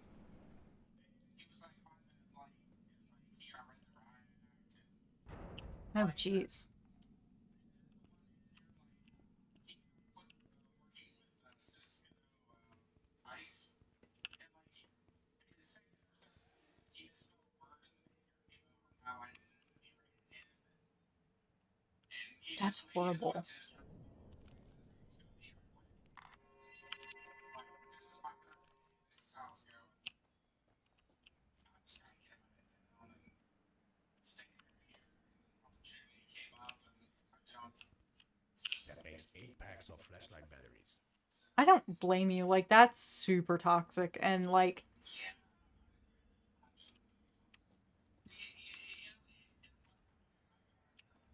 Ran down because That's we 9 started packs working of from home, flashlight but batteries. he didn't want us to work from home.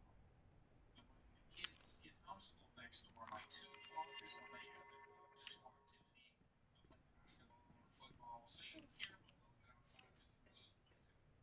He could hear it in the mic. And like he went off on me telling me that was unprofessional and I need to be in another meeting place that's completely quiet and this and that. And we always had to wear nice clothes and stuff. I'm like, this is just a mini team meeting. It's not a company wide thing. So that's like it was just like so horrible. he was worried about the whole team and him. So That is so yeah. shitty.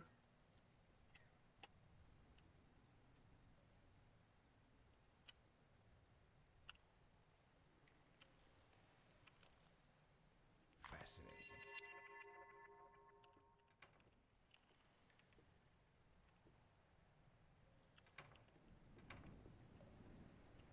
Y'all, it's a makeshift sauna with. What is this?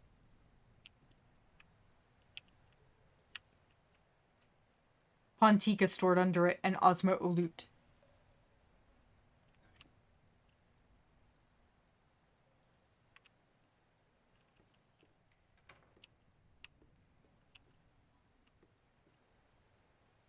Y'all, I found the bacteria problem.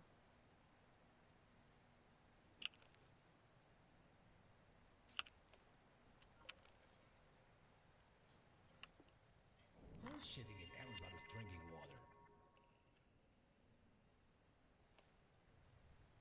They were shitting in the drinking water, y'all.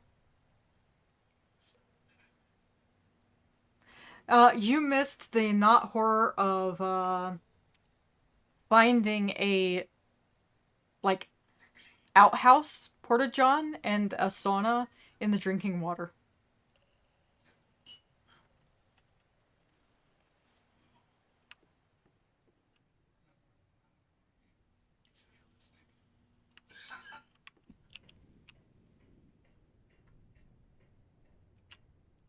Oh, and I almost died in a cave in, and then my boss was like, you know, whatever, you need to get back in those tunnels.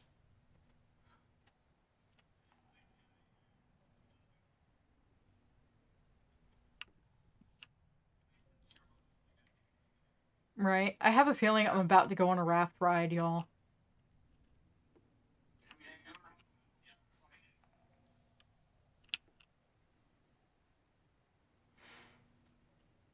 I'm just looking to see if I missed any pictures here before I go.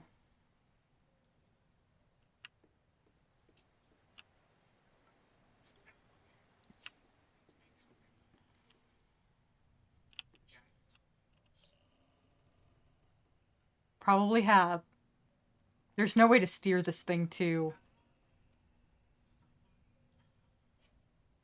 Yeah.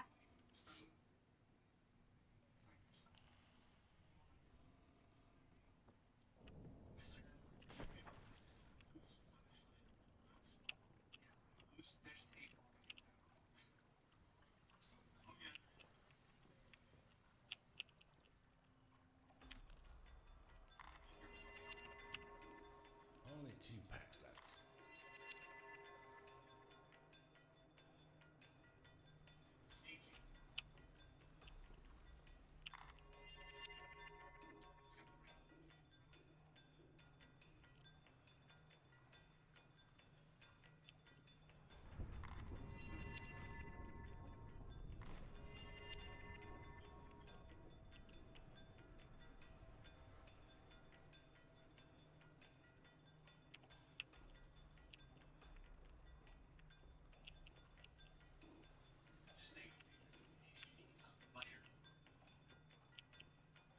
I'm supposed to be taking pictures of like all of the infrastructure issues.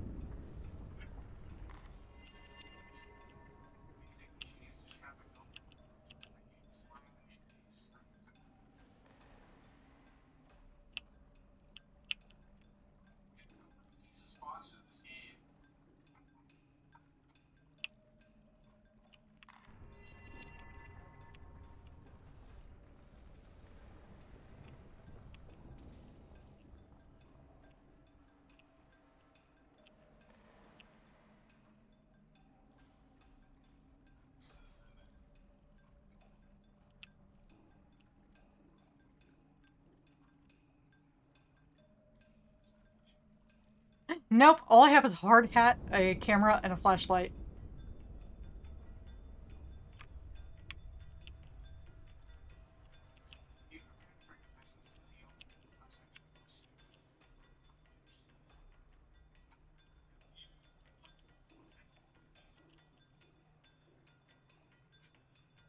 Yes, totally, me. In this game.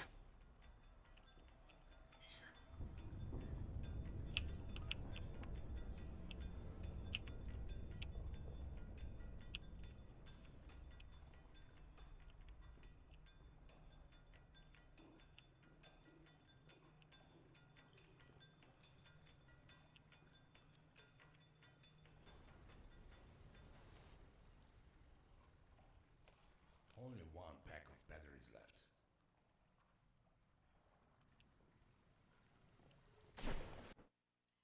I died!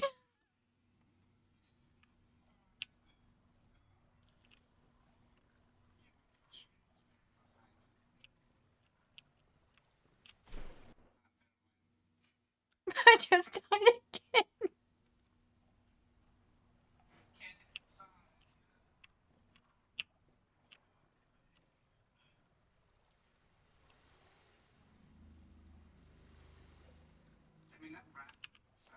Only 1 pack of batteries left.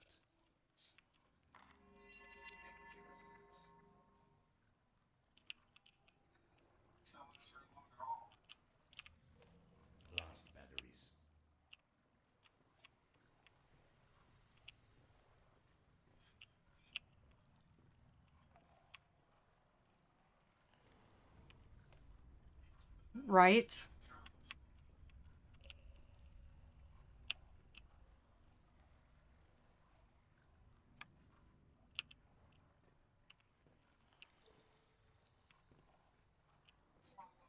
more like a sewer ride than a Disney ride. This is supposed to be a freshwater tunnel.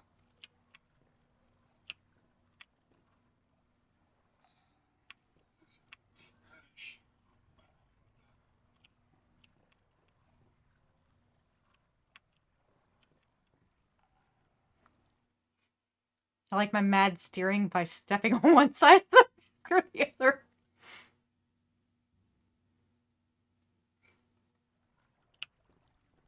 Cutscene.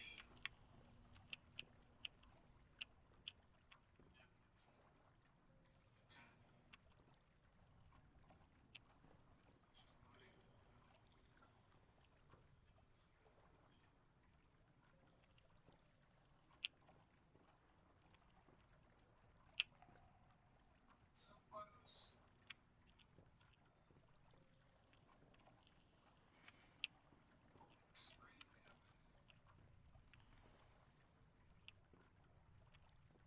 Toxic waste.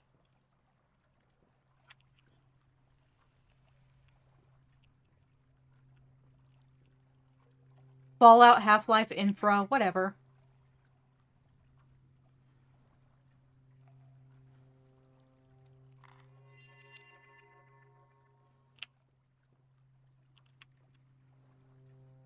These look toxic, little glowing mushrooms.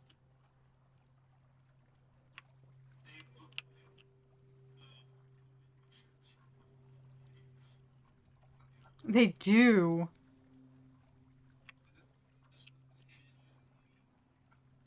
No, this one's made with Source Engine, so same one as Half-Life.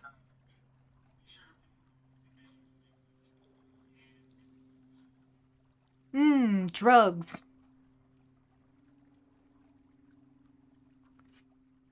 Remember, kids, this is not an endorsement of drugs or doing drugs.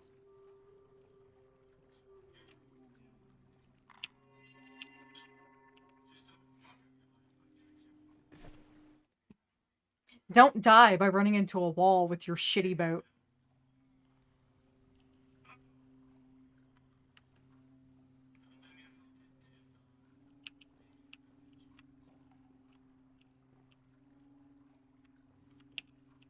No, you.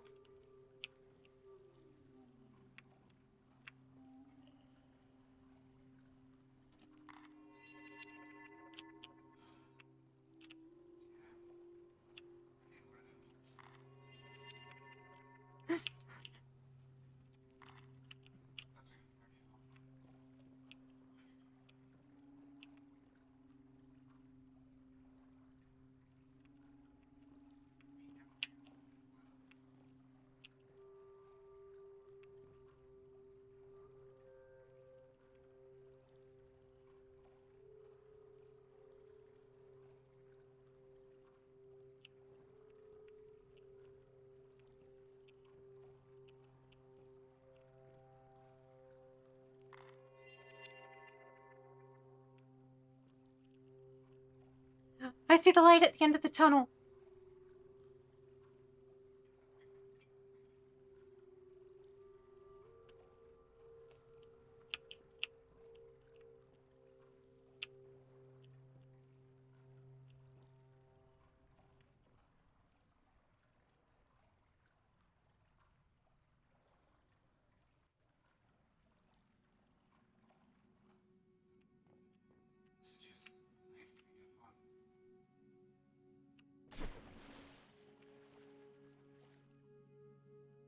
Night is already fun, and there's some boots here. I'm not sure if it's a dead person or just somebody being funny.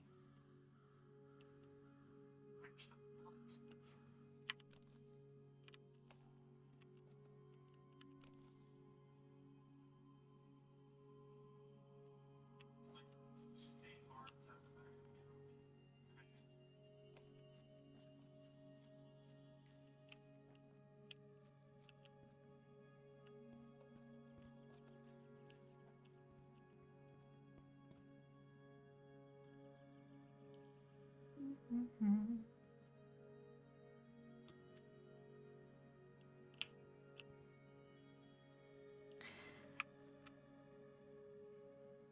So now to figure out what to do from here.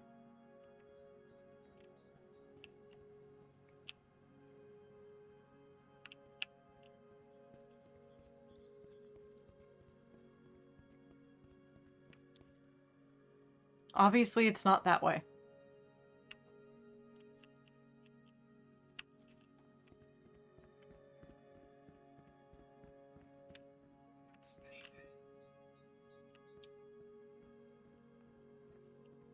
That has no door handle, so it's not that.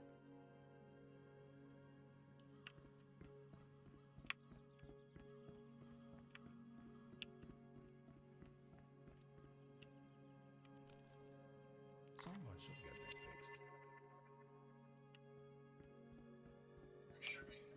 fixed. The flood door, no. Or the ones without door handles don't.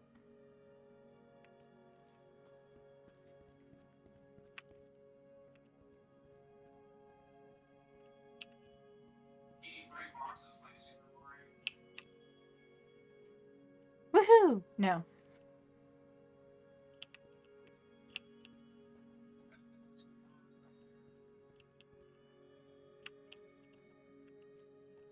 You know, that's probably a safety hazard. Let's take a picture. Almost out of batteries. Nope, no picture ability.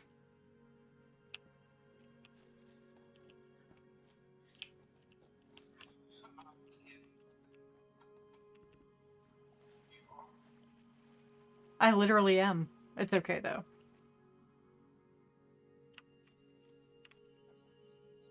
This looks totally safe.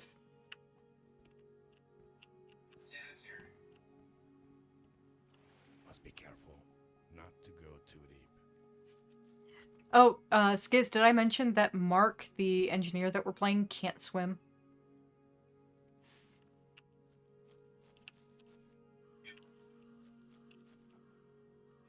In the game, if he jumps into the water, he dies.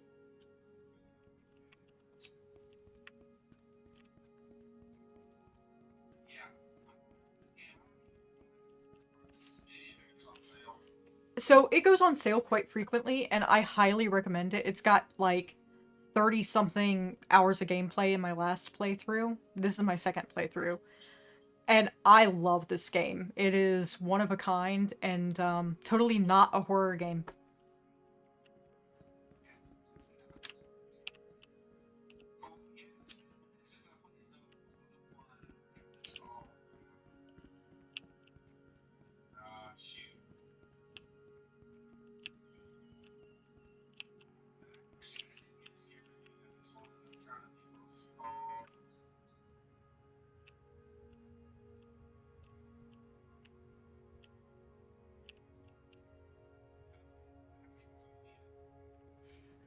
I have that. Is it any good? Because I have not played it yet.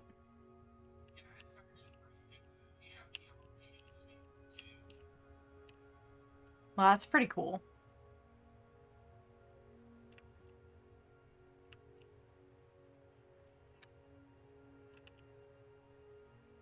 This can only be used when the generators are turned on.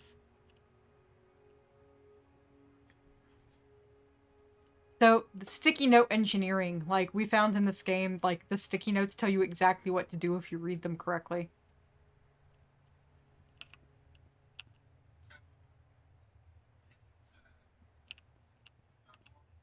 8-pack of spare batteries for the camera.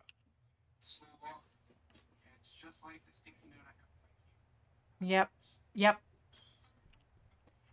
Legit, that's what it is. It's like, hey, remember, this is the password. Or, hey, remember, this is the combination to open that door.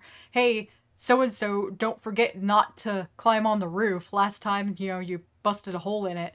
Things like that.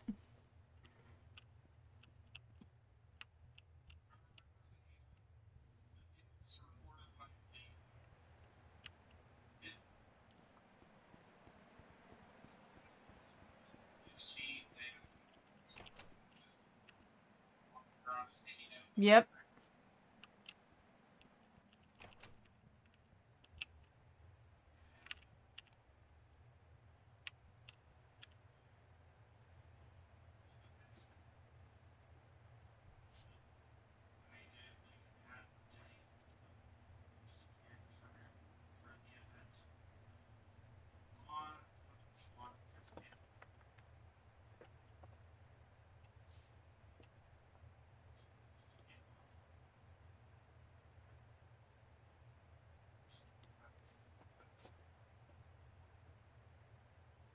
So what's really fun about this, everybody, is we just saw a sticky note telling us to turn on the generators, and now we're seeing a note that says don't turn on generator 2 because Eric was injured yesterday because something went wrong with generator G2, and parts of the ceiling collapsed on him, so he's in the hospital.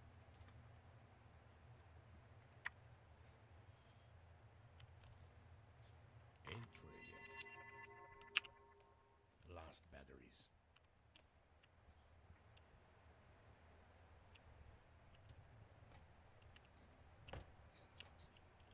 Because replace A pack of spare batteries for the camera. just like quitting. I think we should all just get Right. Right. Let's properly document everything before we leave. and make sure we cable manage. That's the big one. Yes, and draw faces on the broken mirror.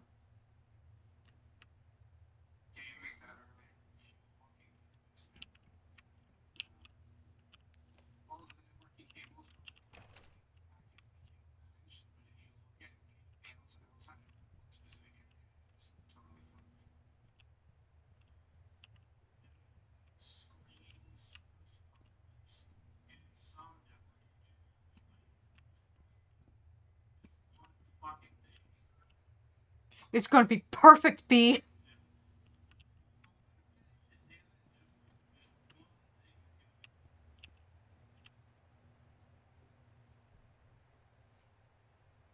We got a new version of this piece of shit. It's way better.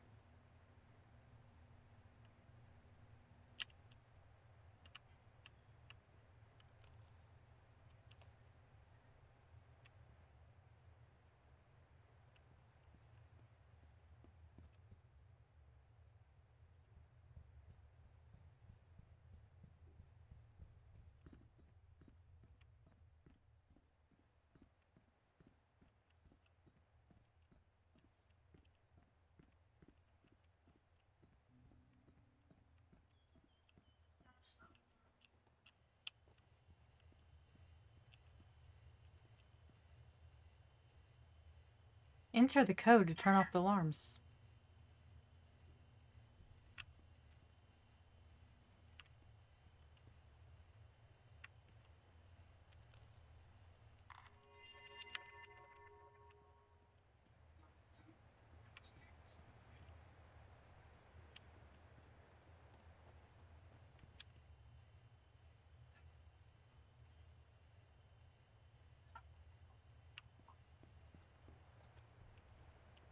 But this is the rubble in front of the generators, totally real life.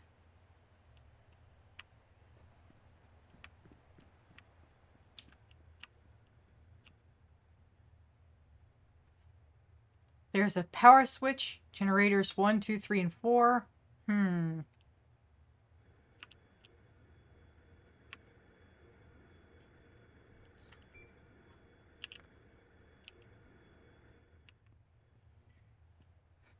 We're not supposed to turn on 2, so I overrode it.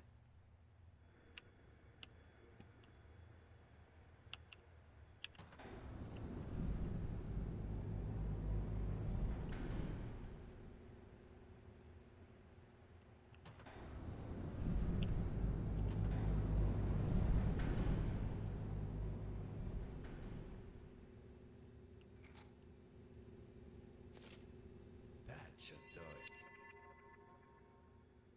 Yeah, I got light.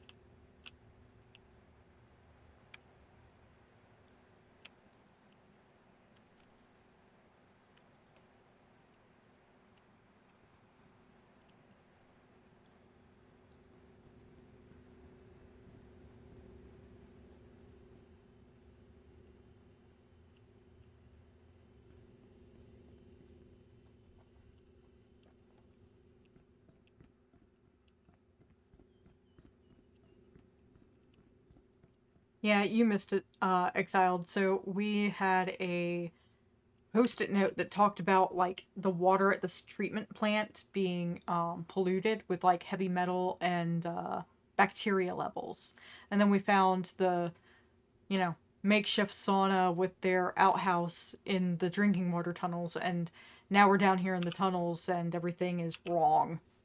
Still 8 packs of batteries left.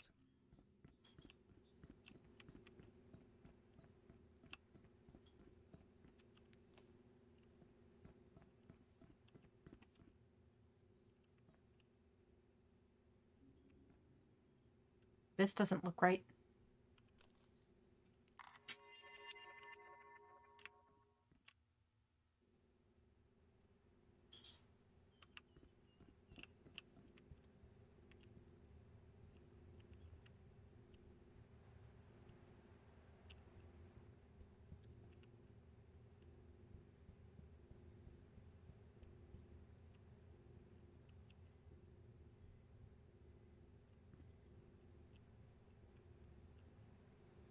Oh, hell yeah, the panel's on. Okay.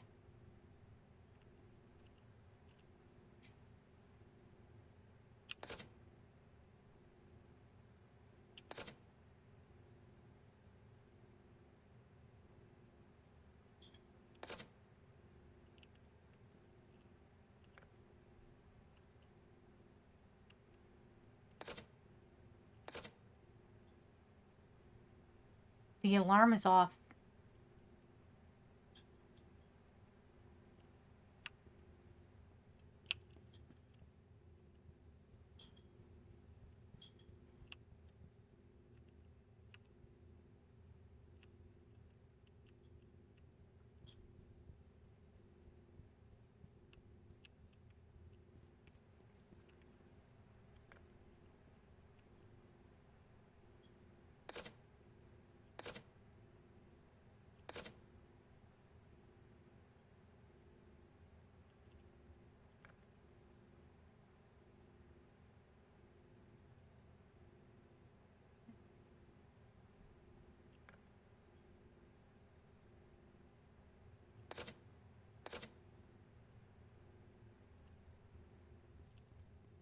I mean, it says it's on, so should work, theoretically.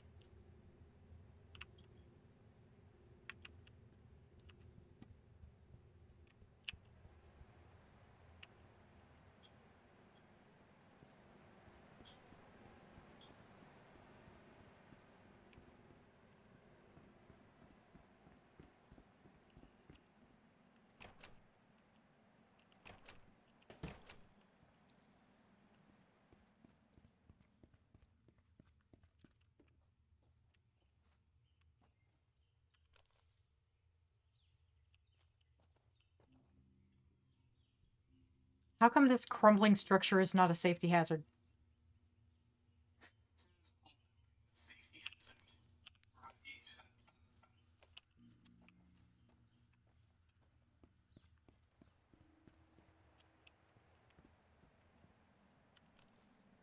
That's not good. But that's a safety hazard.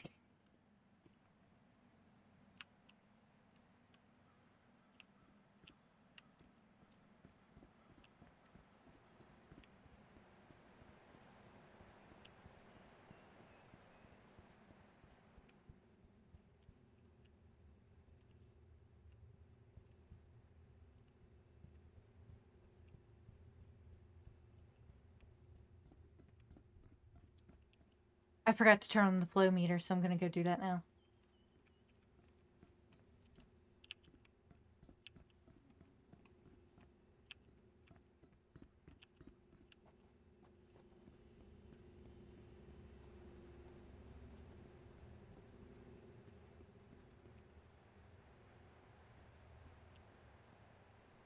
Bye, Beard. Good luck with your presentation tomorrow.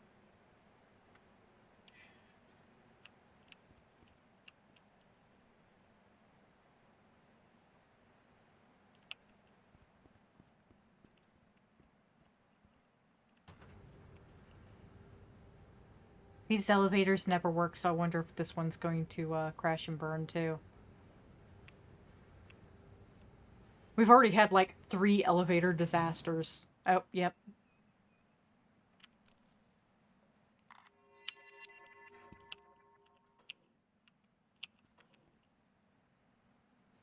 Look, guys, it's Septimax, not Pepsi. Pepsi.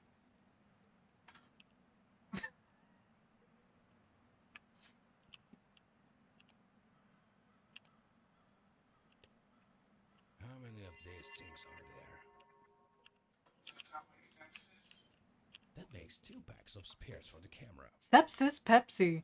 Perfect end to your day or life.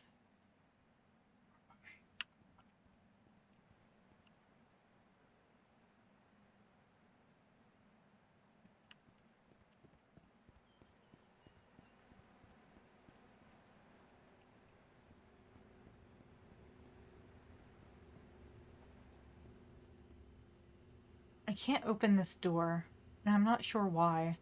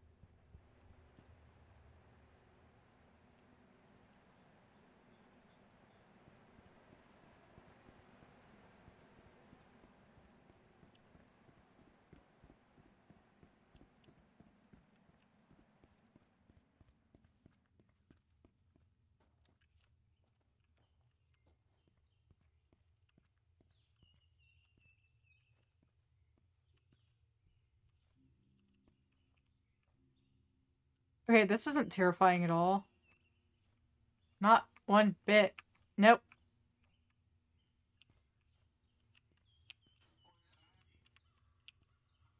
Talk about the mural behind it.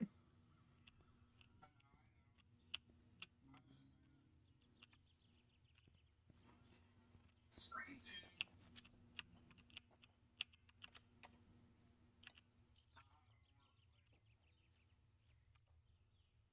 Not at all.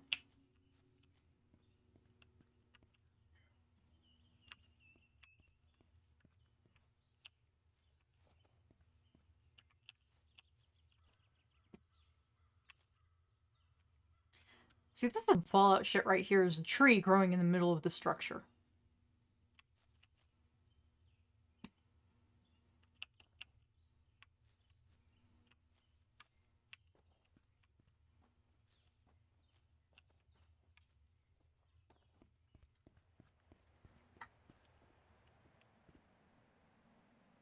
Hmm.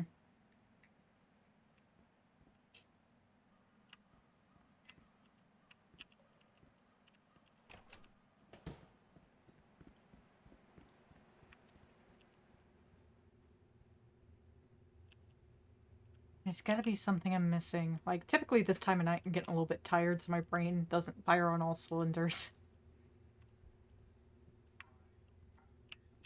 Usually I'm trying to go to bed by 10:30 or so.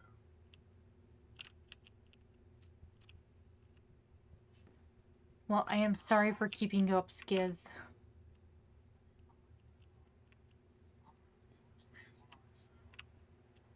Same.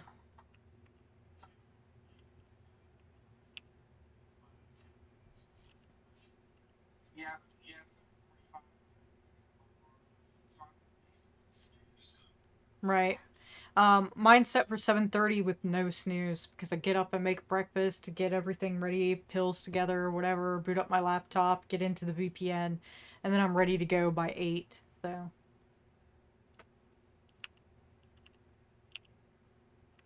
So actually have the VM infrastructure that I didn't have to keep to install. I'm trying to remediate that. See if I that's can the get it off. worst.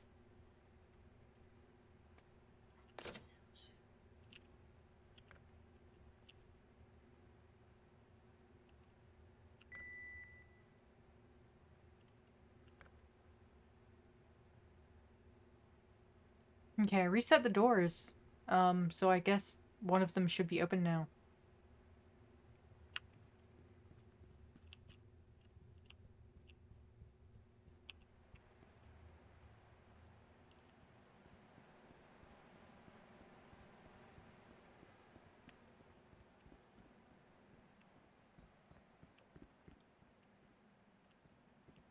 Hmm.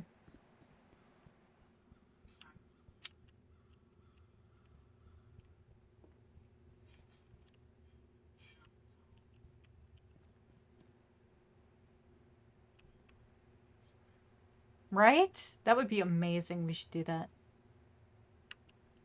Because you've seen some of the pictures. Show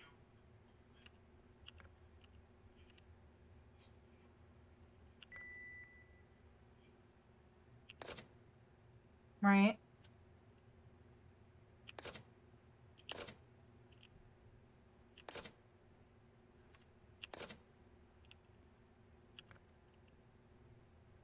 Well, the lights are green, so I should be able to go in and do it.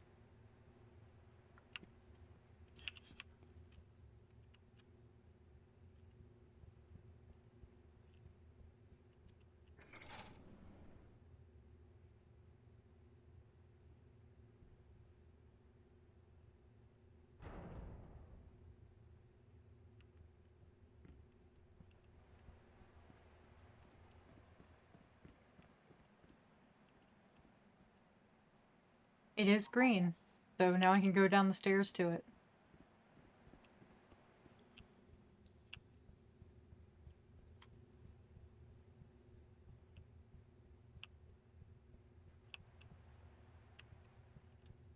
If I didn't run past the stairs.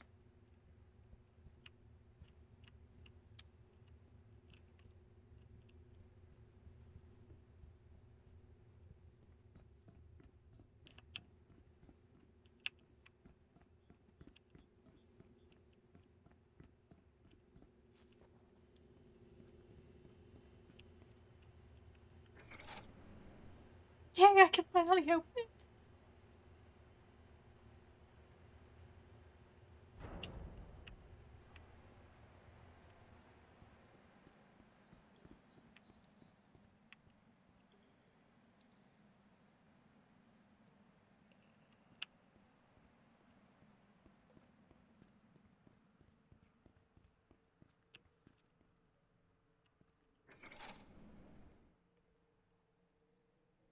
I wonder if this is one of the ones that closes automatically behind me.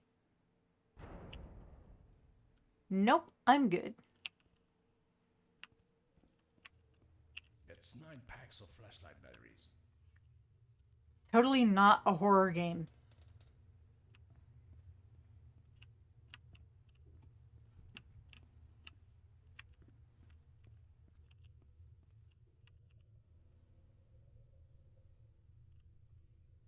Tunnel is closed. New one is under construction.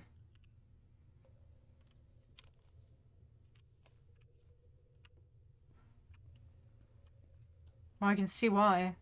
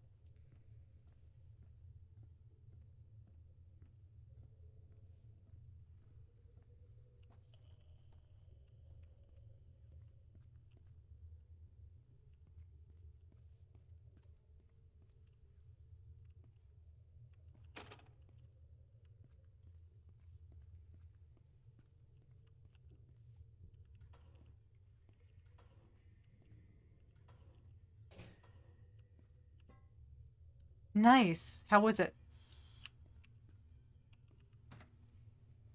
I have really got to go and play that. And I think I need another fuse.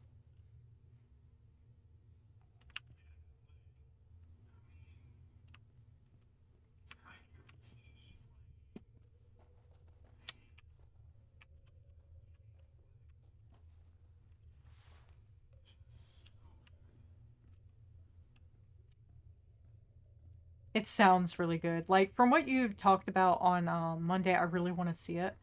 Um, There's a few things we're trying to catch up on before they like leave HBO Max, like some of the movies from our childhood and stuff, like Robin Hood, Prince of Thieves, and everything. But after that, I think we'll go and watch it.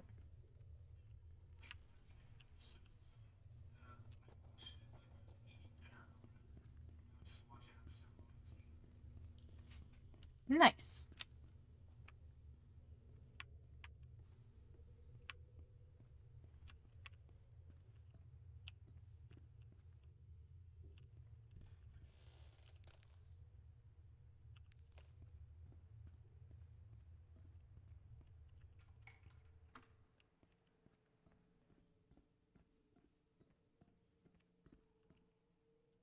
Something tells me I shouldn't go this way until I've got the fuse down below, but I don't know where to get that fuse at. Oh,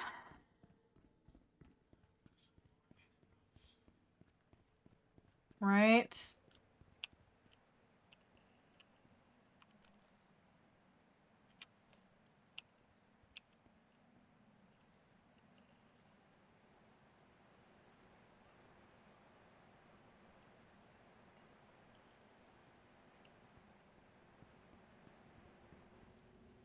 When I'm done with this entire thing, I am going to make an entire series of me going up and down ladders and just like string it together and post it to YouTube.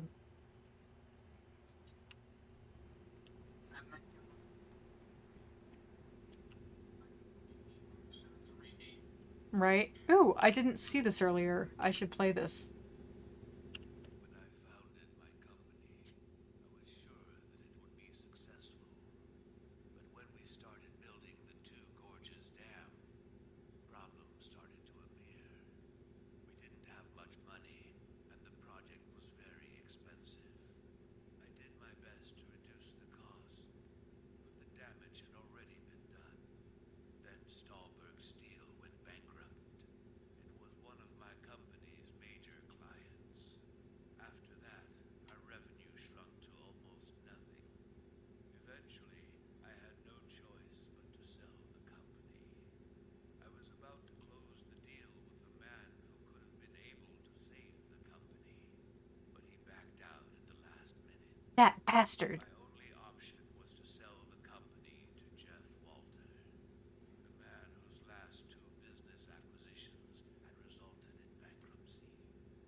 Of course, I had my doubts about the acquisition, but I figured it would be better than nothing. Little did I know that it would lead to such an unsafe living environment, and ultimately the death of many innocents, including my wife and only child. Now that coward is out there, hiding somewhere. I'm going to find him and make him taste his own medicine. Interesting. Interesting, Mark. That's more like horrifying.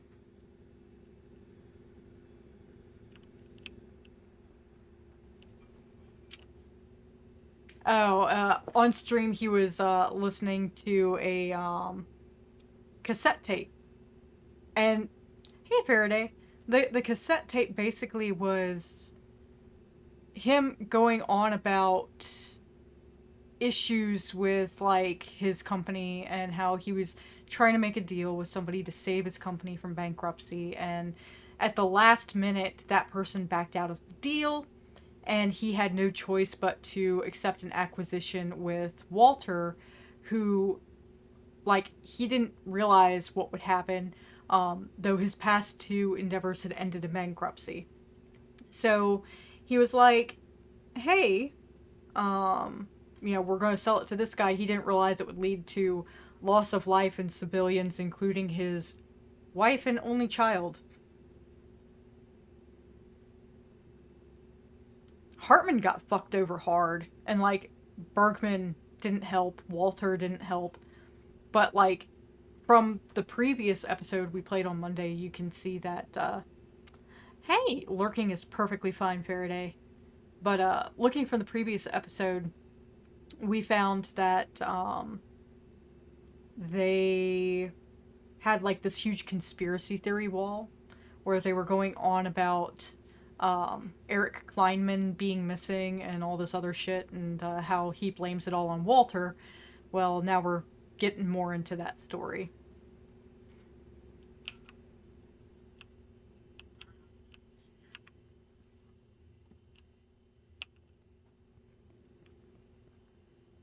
I bet those fuses are a red herring. I'm going to ignore them despite my best judgment and just go forward.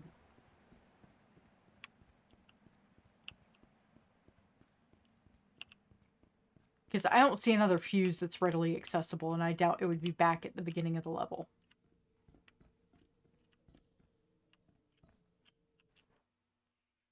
And I died because Mark can't swim.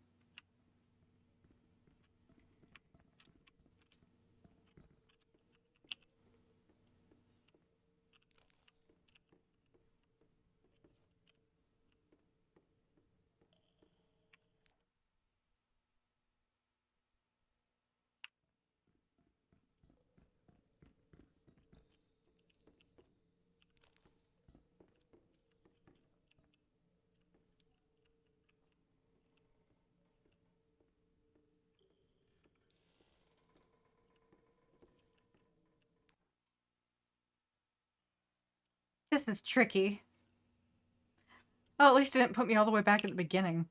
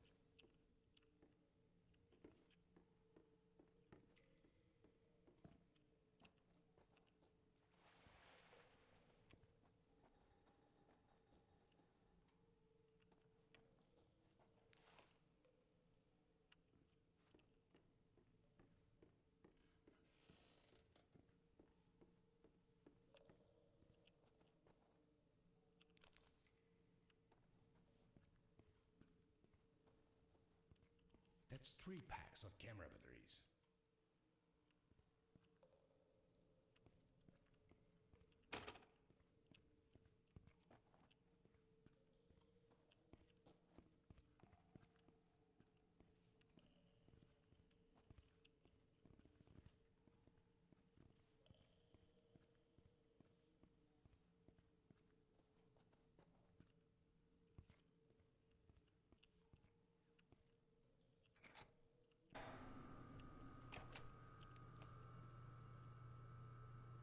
That's not something I want to see when I walk into a room.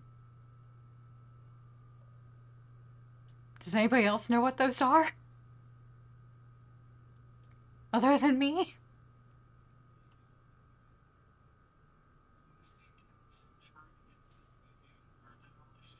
They are.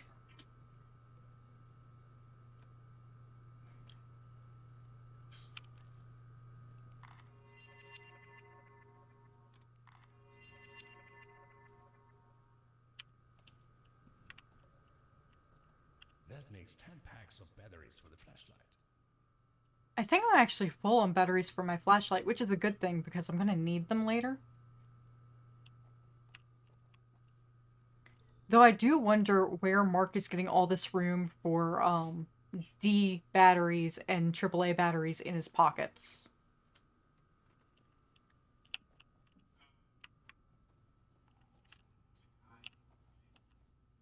It is a guy.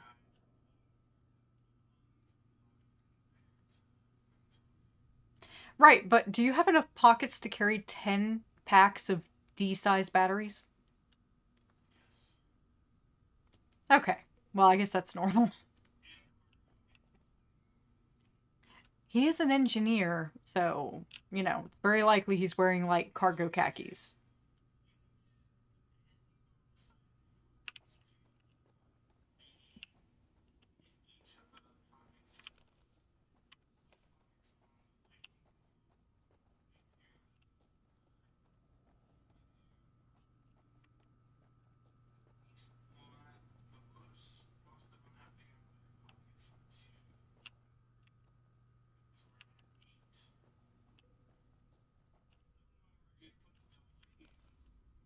pretty sure that's not meant to rely. Right? So there is a cave-in with a blasting cap in it, and then there's another entrance over there, and there's this conspicuous container right beside me. I think it wants me to blow it up. I'm gonna wait though.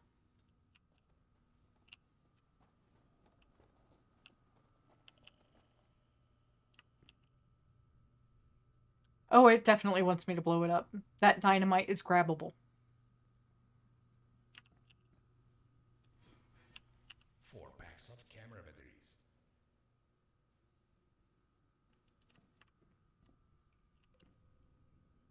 And there's a detonator. Hey, I need you to bring me more dynamite from the tunnel excavation site. Don't ask why. Hartman didn't tell me. Either he seems to be on the right track about Xanderberg's whereabouts, though, so let's just do what he says. After you bring me the dynamite, Hartman wants you to get back to spying on Max Kohler. He might know where Jeff Walter is. Sooner or later, he will meet up with Walter. Don't worry, we'll be able to pay you more when everything is done. Eric Kleinman. So Eric's the guy who went missing. Interesting.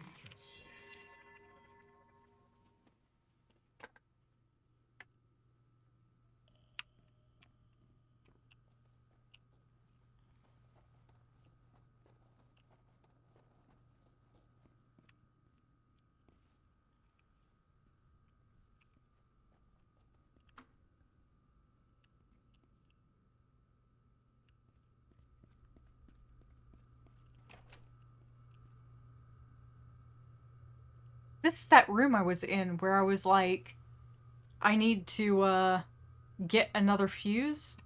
I couldn't open this door before, and now it's open. So I do need another fuse. It's just I need to get it from down here.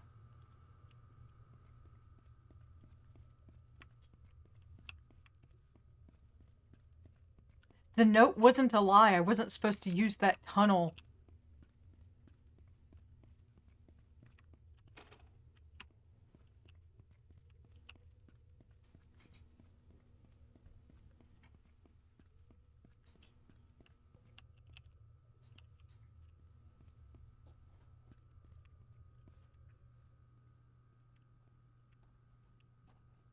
I wonder if there's another fuse in here somewhere.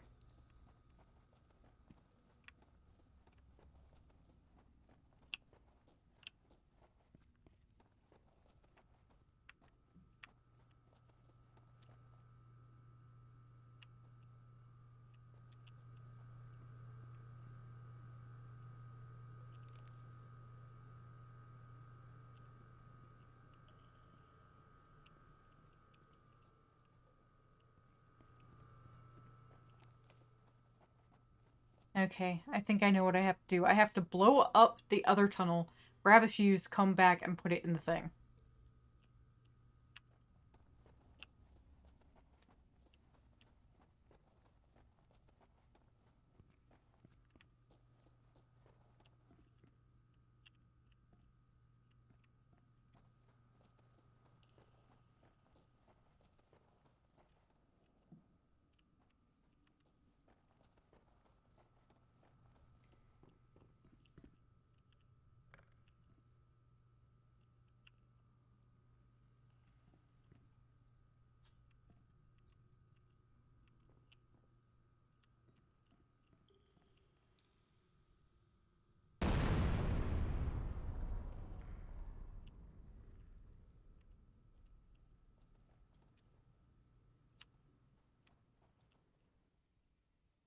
Woo, rubble!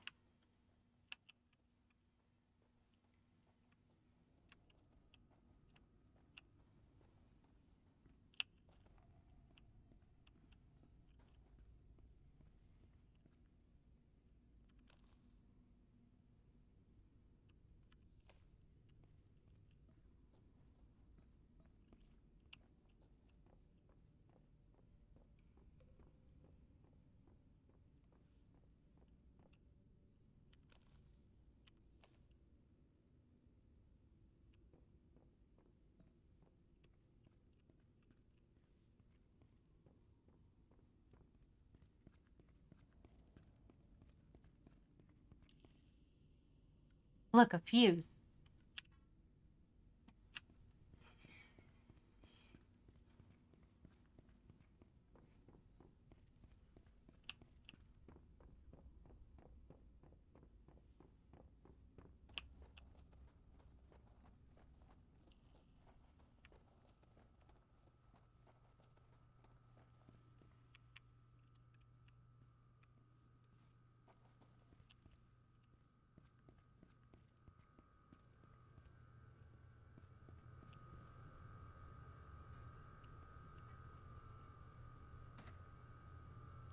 Nice. Took me 2 tries, but I threw the fuse into the fuse holder.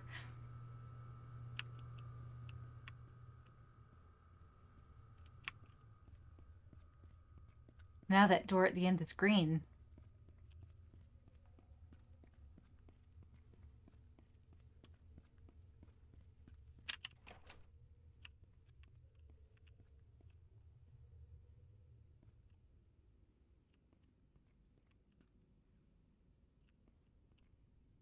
Oh, this is the other side of the tunnel. Okay.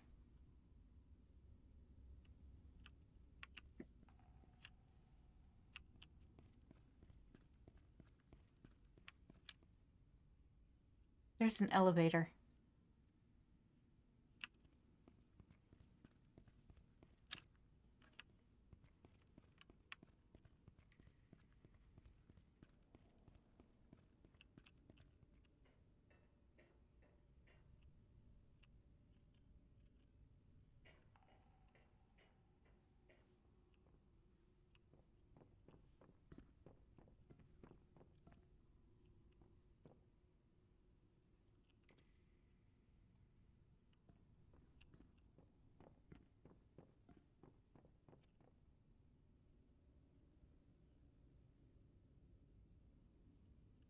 I'm just looking for things I have to photograph, so give me a moment.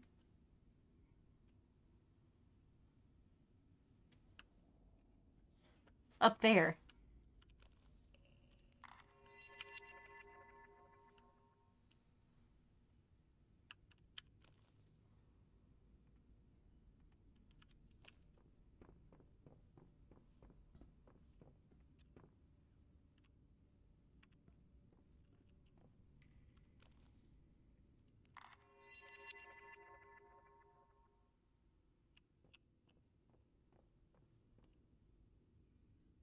I think that's probably it. I think that's all I have to photograph.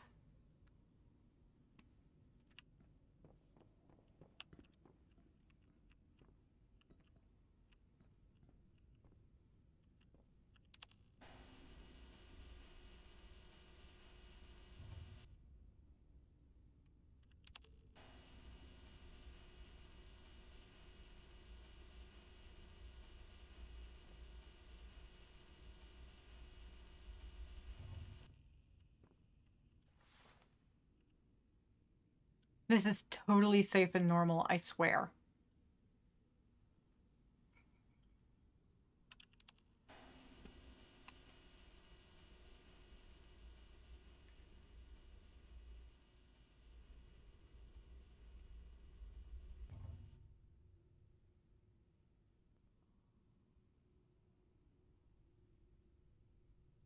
Supposed to get off.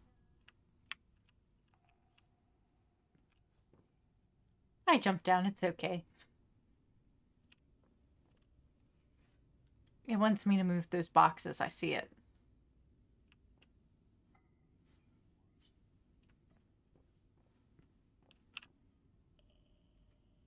Okay, I think I see what I need to do. So I need to put the boxes down there so I can climb up onto that platform and then climb onto that pipe, which will give me access to that ladder, which will give me access to that area. Okay.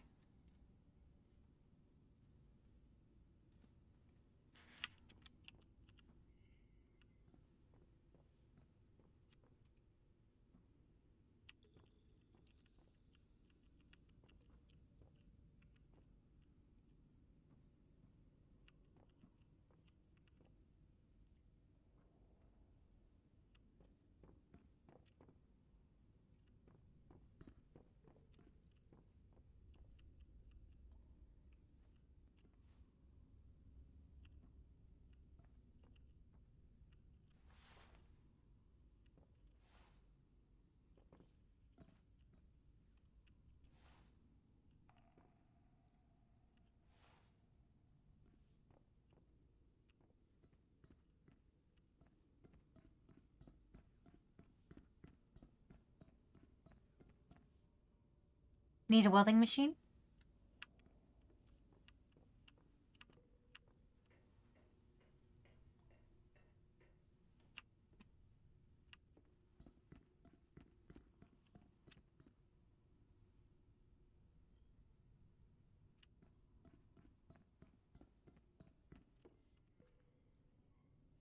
Right?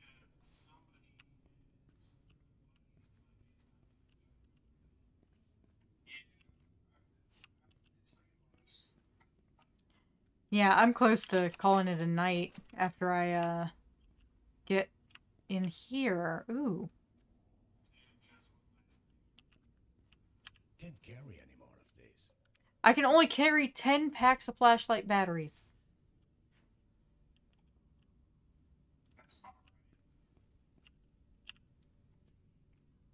We'll read this and then we'll talk about it and see if some of these other things are real.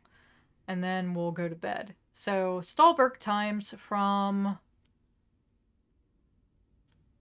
26th of May 1979. Bergman Group begins work on new freshwater tunnel. Europe's leading underground construction specialist starts boring work of the tunnel. Tunnel system will provide Stahlberg with fresh water and house multiple hydroelectric power plants. Completion is expected in 1983. Swiss-based Bergman Group has started the work on Stahlberg's new freshwater tunnel system. The new tunnel will run from Alanka to a new waterworks plant under the city center and will feed enough fresh water from Lake Stahlberg to fulfill all demand in the Stahlberg city area. This new tunnel will fix all the water-related problems in the city, says Eric Kleinman, CEO of the Bergman Group. The new tunnel will also house several hydroelectric plants built by Hammer Valley Hydro, a Stahlberg-based hydroelectric company operating Hammer Valley and Two Gorges dams. Green War. The new tunnel is a mistake. Okay. The tunnel will cause multiple problems. Water level of Lake Stahlberg will drop noticeably. The groundwater along the tunnel's path will be affected, which might have serious consequences, says Green War spokesman Daniela Gubis. Green War has opposed the tunnel project right from the beginning, instead proposing that Stahlberg should build the new waterworks plant next to the Plowedge River and encourage something, something, something. So let's look at some of these. Okay, this was 26th of May 1979. So it says there was a DC-10 crash in Chicago, killing 273 on board. American Airlines Flight 191 crashed during takeoff from O'Hare International Airport in Chicago, United States, leaving 273 dead and 6 injured, which is the deadliest aviation accident in United States history. No European casualties have been reported so far. So let's look that up. Is that really a real thing? I'm pretty sure it is. I'm gonna look it up. Flight 191.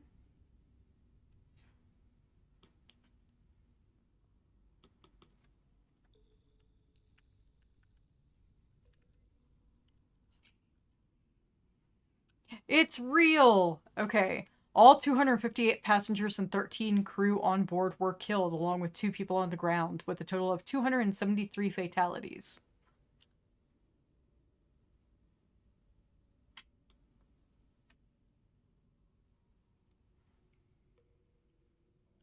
Wow. We'll read this after I quit the game in just a second. The next one is Florida executes man with electric chair. John Sepkink, a convicted murderer, becomes a first person in the to be executed in Florida after the return of capital punishment in 1976, and has raised controversy.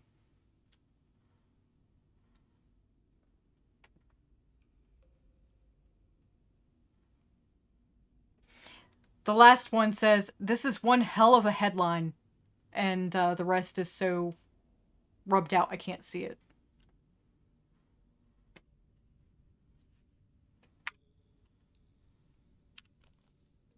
Fascinating.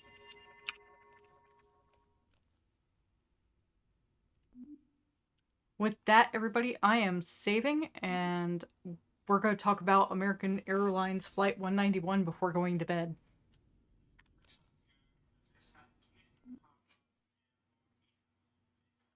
Oh. Nox is so cute. Is it Nox or was it Mycroft? Hmm. Let me fix my rolling display setting. Sorry. It's because it keeps setting it to 59.997 instead of 60 hertz. Oh well.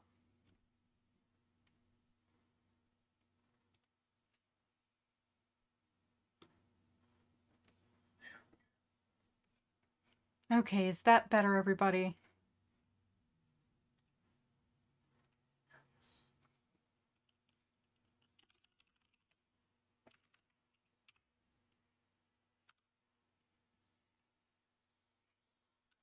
So, American Airlines Flight 191 was a regularly scheduled domestic passenger flight in the United States operated by American Airlines from O'Hare International Airport to Chicago to Los Angeles International. On the afternoon of May 25th, 1979, the McDonnell Douglas DC 10 operating this flight was taking off from runway 32R when its left engine detached. Wow, okay. Causing loss of control, and it crashed less than a mile from the end of the runway. As of this day, it is still the deadliest aviation accident to have occurred in the United States.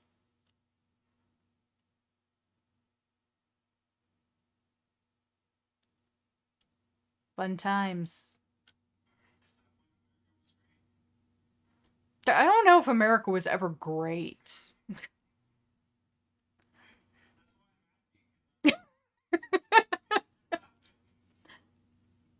Right.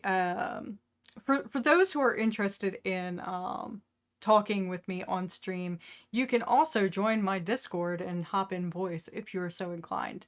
It is the end of the night, and we are going to be wrapping up in just a moment. But for next time, if you want to hop in, starting to try to get that more active.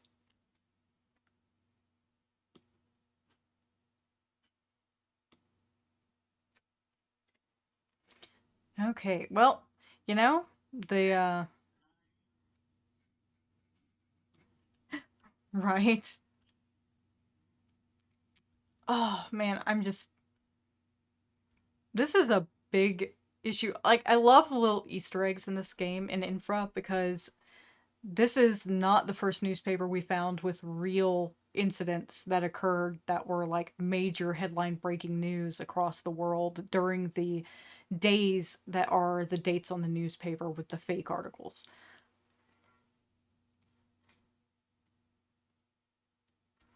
Lots of fun information to uncover.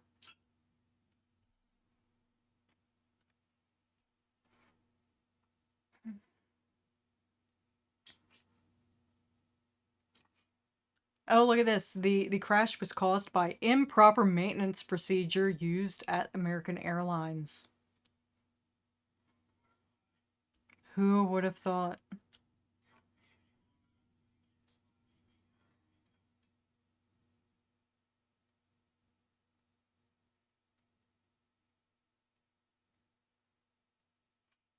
Here's the probable cause from the NTSB as reported December 21st, 1979.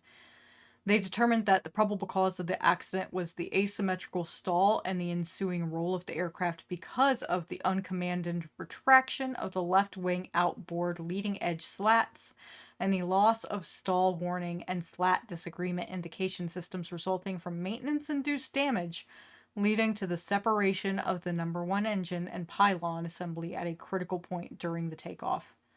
Separation resulted from damage by improper maintenance procedures, which led to failure of the pylon structure, contributing to the cause of the accident, were the vulnerability of the design of the pylon attachment points to maintenance damage, the vulnerability of the design of the leading edge slat system to the damage, which produced asymmetry deficiencies in Federal Aviation Administration surveillance and reporting systems, which failed to detect and prevent the use of proper maintenance procedures, deficiencies in the practices and communications among the operators, the manufacturer, and the FAA, which failed to determine and disseminate the particulars regarding previous maintenance damage incidents and the intolerance of prescribed operational procedures to this unique emergency. So it's a issue of design, maintenance, and procedure is what it sounds like. So it's like all three issues in one.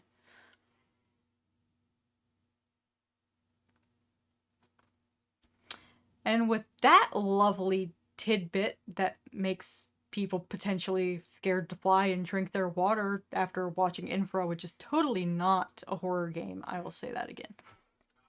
Not at all. Real life isn't horror.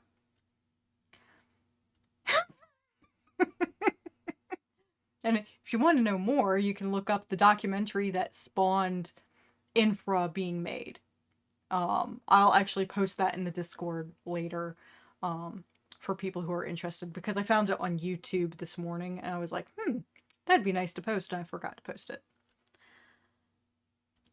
So, with that said, good night, everybody. Thank you for watching, and I will see all of you next time. Peace.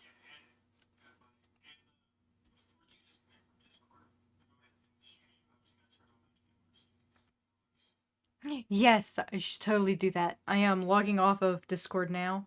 I mean, not Discord, Twitch.